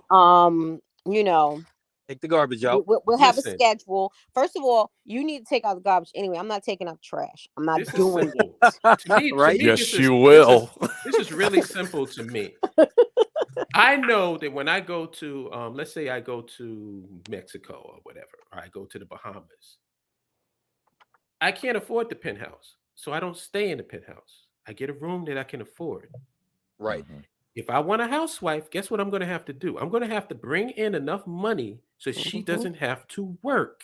Yep. And if we're going 50-50, then y'all going to have to make some modifications to how this relationship is. She can't come and do an 8-hour shift and then take care of clean the house and cook for you. And all you're doing is just working like her. Right. That don't make no sense, dude. You come in the house, drop your shit on the floor, expect her to pick it up. You gonna go in. That's a legitimate concern. When sisters bring that up, I don't ever dismiss that and say, "Oh, she's delusional." No, that's legitimate. No, it is. It definitely is. It's what a lot of these dudes don't understand. They think it's, oh well, I'm a high value man myself, so yeah, right. Why don't you bear these cockles and clams and go fetch my fucking cup. But you're gonna make that damn soap.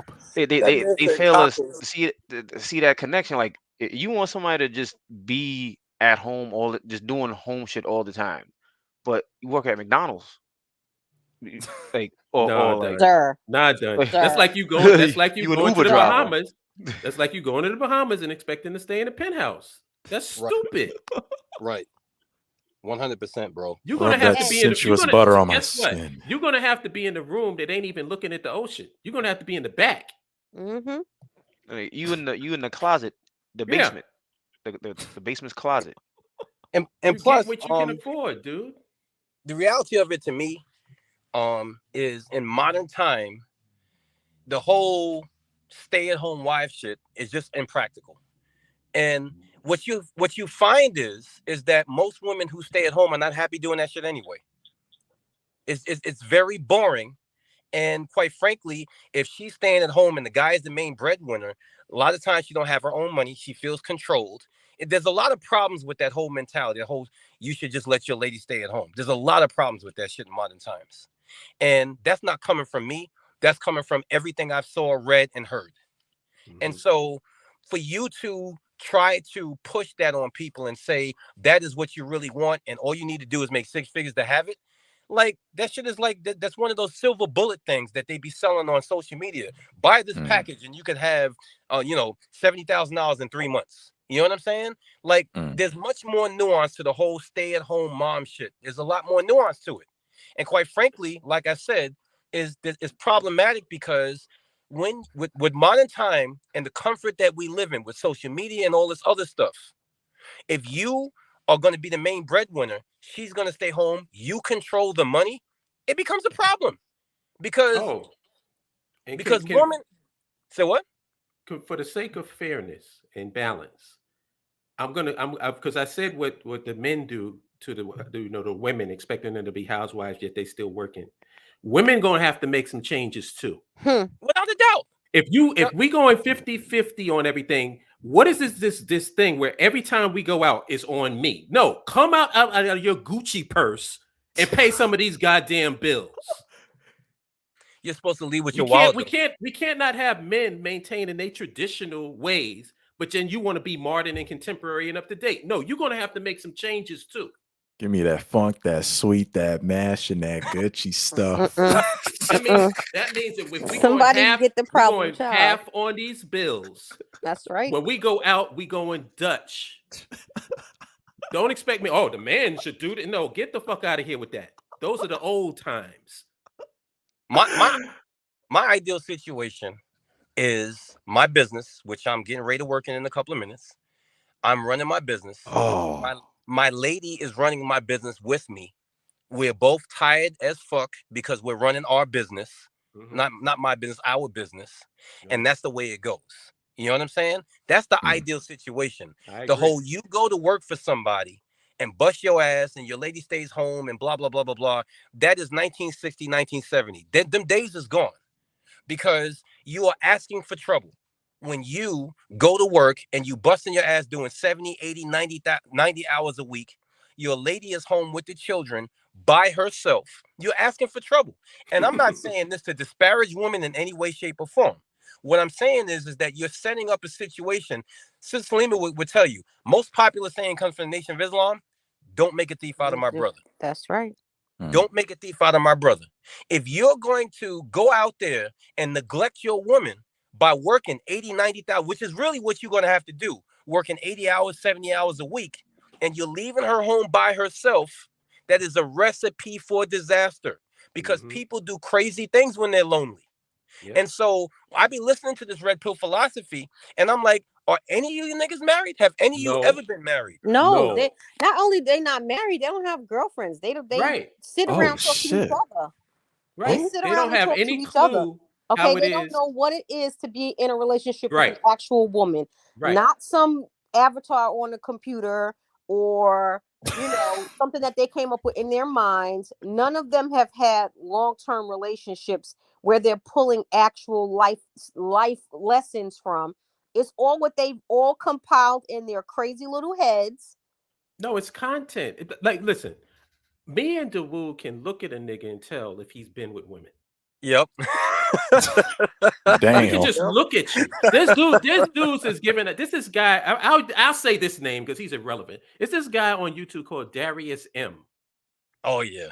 This motherfucker is sitting there with some fucking worn out T-shirt on, and some sweatpants on a couch, talking about women. See, the problem is with this nigga. You don't date no women. You on here giving advice to motherfuckers? Stop. You don't even deal with women, dude. I can look in your face and tell. I can look when I saw those fresh and fit dudes. Those dudes is corny motherfuckers. Oh my God. And the question is, which one is cornier? Yeah. That's the biggest question. Which one is cornier? I vacillate every week between the two. It fluctuates because they Yep. both corny.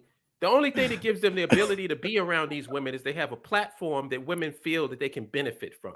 So by them Yep. being on there, more eyes is on them, and they can get more clicks and views to their OnlyFans page or their Instagram page. These guys are corny. They can't attract any woman with just game. At least I know for a fact that Andrew Tate is getting ass. Right. I can just look at this dude. Let me say this before I bounce, because I got to go do something in my business. But I got shocked into reality in my second year listening to Red Pill Philosophy when I heard the gentleman that we lovingly refer to as aesthetically challenged say that the difference between the manosphere and the black manosphere is in the manosphere, they try to get information to stay or go back to their lady. And we give out information just to get some ass. When I heard that, I was like, for real? You're actually admitting to this shit? He said that part out loud. You know what I'm saying? So just think about how problematic that is. You don't want to have a steady woman. You don't want to be in a relationship. You don't want to be married. You are listening to all of this content so you can grift black women. That's fucking crazy, son. That's crazy. And then it's so contradictory too. And then the thing is that you are then saying it's the white men that want to do the right thing. It's the white men that, you know what I'm saying? They're the ones that want to have stable families, make up with their lady, have stable relationships. We just want ass. And when I heard that, I said, that nigga just said that shit without blinking. Because these dudes is on tape recorded. All right, I'll give you a perfect example. I'll give you two examples of tape recorded knowledge. This guy, Myron Gaines, right, from the Fresh and Pit. I seen him get checked by a girl hard to the point where I was like, did anybody see that? He said, he was talking about how men have to go for, since we play the law of averages, since the majority of women are this way, we have to appeal to the majority because, you know, the exception doesn't make the rule. So the girl just logically said, well, doesn't it make sense for you to go for what you want rather than what the majority says? Like, if you want a girl that's supposed to be this girl that you're trying to attract, shouldn't you do things to attract that girl that's not the majority? Boom. Right. Right. Yeah, couldn't say nothing because that's when your whole philosophy gets thrown back in your face. Another contradiction. Men got to do better. They got to go to the gym. They got to do this. They got to make their money because it ain't about women. Fuck these women. It's about you. And then he turns around and says, well, yo, you can't have an Android because if girls see an Android, they ain't going to give you the time of day because they want you to have an Apple phone. I'm like, what? What? How do you put those two things in your mind at the same time? Oh. You think I give a fuck what a girl thinks about my goddamn phone? You gotta go to the gym. It's about you, but make sure you go to the gym with an iPhone. Like, Yeah. what the fuck? Is that a Samsung? You know what that is, son? That's tape recorded knowledge. That's niggas repeating shit that they heard from somebody else with no thought. One thing about me and Dawood, anything you hear us talking about, you best believe we put thought into it. Yes, without a doubt. That's a fact. And how you could tell is it's always the same. It's always the same. It's never like, I've been saying we need a nation of our own off the shores of America. And it sounds like it's rehearsed because I've been saying the same shit for what, 10, 15 years now? Yeah. It's like what we say, it never varies. It's the same thing. And if you know us, you could predict what's going to come out of our mouths eventually because it's the same thing. It's like, and we can't, like, I don't talk to Hollop every day. Sometimes I don't talk to him every week. Why do we sound the same? Yeah. You know what I'm saying? I don't know, bro. Like I look at this whole thing and I say there's good parts about it, but there's a lot of bad parts about it. But I think that the young will eventually figure this out. You know what I'm saying? It's just what's messed up about it is that when the fallout from this for black men and women happened and they realized how much time we wasted in this gender war, is going to be the same thing as the 125th shit. We're going to be looking back and saying, damn, we debated whether Moors or Egyptians or whatever was the right thing, and we didn't do shit. That's what's going to happen at the end of this. Yep. We debating over high value men. People, listen, the average salary in America is what, 30,000? Yes. Yeah, pretty much. 30 to 40, And something like we're that. talking about high value this and high value. Kevin Samuels was talking about himself. Right. He wasn't Yep. talking about the average guy. He was letting these women know, if y'all want this high value man, this is what y'all gonna have to do to get him. Right. Because we're in a position, we're in the power position, we're in our prime right now, so we don't have to settle for you. We can have any woman that we want. So what are you going to do that's going to bring some value to my life? He's talking from his perspective.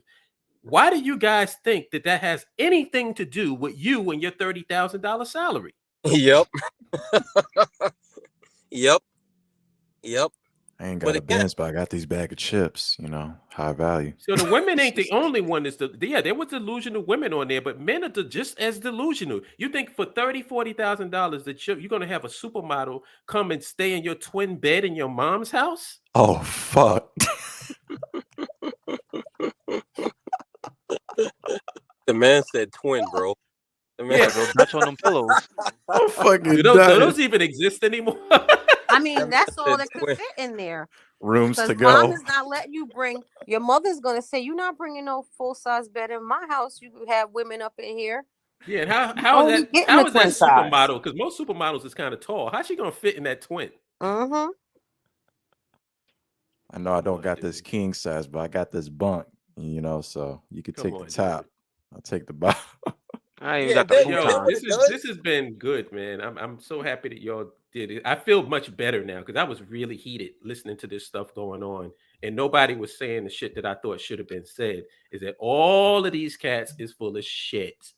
Right. Because what they tried to do was, like I said, it's a bait and switch. They tried to make it about her being a racist. It has nothing to do with. I don't give a fuck whether she's a racist or not. It has nothing to do with that. It has to do with you guys prop this chick up. And now she hurt your feelings because you should have chose better. I'm going to keep saying that. You should have chose better. The same thing that you tell these chicks when they talk about, oh, man, this guy cheated on me. He treated me bad. Well, you should have chose better. Oh, my baby, he's my baby father. I should have never been with him. Oh, you should have chose better. Well, guess what? You should have chose better. Right. Right. 100%. It's called balance. Yeah. Leave them androids alone. Thank you. Don't start giving her a lap dance now. Twerk, nigga. Yeah, they should have rolled. I spit my 100 bars. Anybody else got anything more to say about this topic? Baruti, Baruti had a question? Yeah, I have no idea who Nicole Jones is. Me neither. It was about okay. 16, Could you and the panel address my previous question concerning the relevance of Nicole Jones' 1619 project if she believes that there's no solution to Black marginalization in the U.S.? Does she believe that? And if she does believe that, what's her solution? Yo, who's Nicole Jones though, son? I have no idea who that is. But if she says that there's no solution to it in America, then what's her end game? What's her solution to the problem? Because I don't know anything about her. 10 plus layers to all issues in Alex Haley's roots. She says there's no solution to Black U.S. struggles. What's the point? Man, Alex Wait Haley's a minute. Is that her thesis?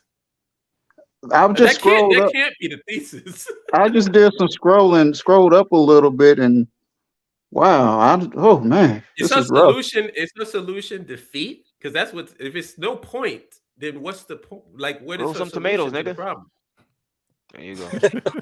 And keep in mind, Baruti, I'm talking from complete ignorance because I don't even know who this chick is. So if you could put something in the chat, letting us know what her. If she's saying there's no solution here in America, is she saying that we should leave? Like, what's the full context? Like, that's what I want to know. We don't know. I've never heard of her either. Because if she's saying we need to leave here, we need to get in contact with her. Right. But honestly, basically, Salima, what you said is the answer regardless. Right? Yeah. What you said is the answer regardless. We don't care who Nicole Jones is. regardless of the answer, what Salima said, which is we should leave. I mean, it's simple to me. I don't know why Black people make things so difficult. I don't know why they enjoy relishing in just foolishness. They're not no, there's no way, form, there's no time, there's no place where you're gonna get the respect or the love that you want from this country and the people that live in it, the people that run it. You're never gonna get it. Does anybody know what the 1619 Project is? I have no idea. I have no earthly idea. I've heard of it, but I don't know what it is. I haven't. Yeah, I've heard. I've invested zero research into it. I think it was a doc. Well, I don't know if hopefully I'm thinking they're talking about the documentary off of Hulu, because I knew there was something off of Hulu that was like a mini series called the 1619 Project. I don't know if it was that, but so maybe that's what Brody's talking about. It's a documentary you want us to discuss? I don't know. I think maybe it's a project, but I don't quite know enough about it. I hope not. Yo, Brian, do you know anything about that? Nah. I think it's got something to do with it. I think it was in the New York Times. I never looked into it though. My mind somewhere else. I will say this though. This is like a sneak preview for the next time we do a live stream. It's either going to be on the BIO channel or it's going to be on mine. But I'm going to do a deep dive on Bitcoin and cryptocurrency because I think there's a lot of misconceptions, a lot of information about cryptocurrency and Bitcoin. So I wanted to clear it up. I'm not an expert on it. Wait, say that again? So is Warlord going to? Probably not. I would love if he did, but he probably, because he's mad busy. The 1619 Project is a long-term journalism endeavor developed by Nicole Hannah-Jones, written from the New York Times. The New York Times magazine focused on the subject of slavery and the foundation of the United States. The first publication of the project was in the New York Times magazine, August 2019. I mean, that really doesn't tell us much, but okay, I'll look into it, Baruti, and see. One thing that I will say about the Bitcoin thing, and the reason why I want to discuss it, I've been hearing people talking about money, and they'll make statements like, "Oh, we have to have our currency backed by whatever the resources are." That makes me cringe when I hear people say that, because that means they don't know what modern money actually is. And I want to clear that up. That's all I'll give for now. But I want to clear that up in this next live stream. So be on the lookout. I'm not saying it's going to be next week or anything, but it's going to be soon. I just got to get the right mix of people involved and get the information together. So that's the next on the agenda. Anyway, this has been real. It's been 3 hours. I think we did a good job. I think we covered a lot. I think we kind of, after people listen to this, they shouldn't be talking about this Just Pearly Things thing anymore. There's nothing more to say. Right. It's over. Cherry on top, whipped cream, and all that. The Wood had to go. So peace to him. Peace to my sister. Oh, peace to you, because you are getting ready to give me my favorite soap. Yes. Yes. I was very excited to hear. Oh, God. That. Don't be a hater. Don't be a hater. Oh, my God. Oh, the hate is real. Yep. Did she give you a discount, Hollow? Because she didn't. She paid me. She had me pay full price. Wait, when you go to Walmart, you ask for a discount? Don't do this to me. I'm just asking questions because I need to know. Because I need to know how, when you go on Walmart, they issue the discount. If they look at you crazy before they give you the discount, if they call security, I need to know how it happens so I can, get the. I just tell them I am the table. Yeah. Okay. Well, I'm a 10. Just go to them and say I'm a 10, and they just give you the shit. Table's over. Okay, because I don't give discounts. Thank you.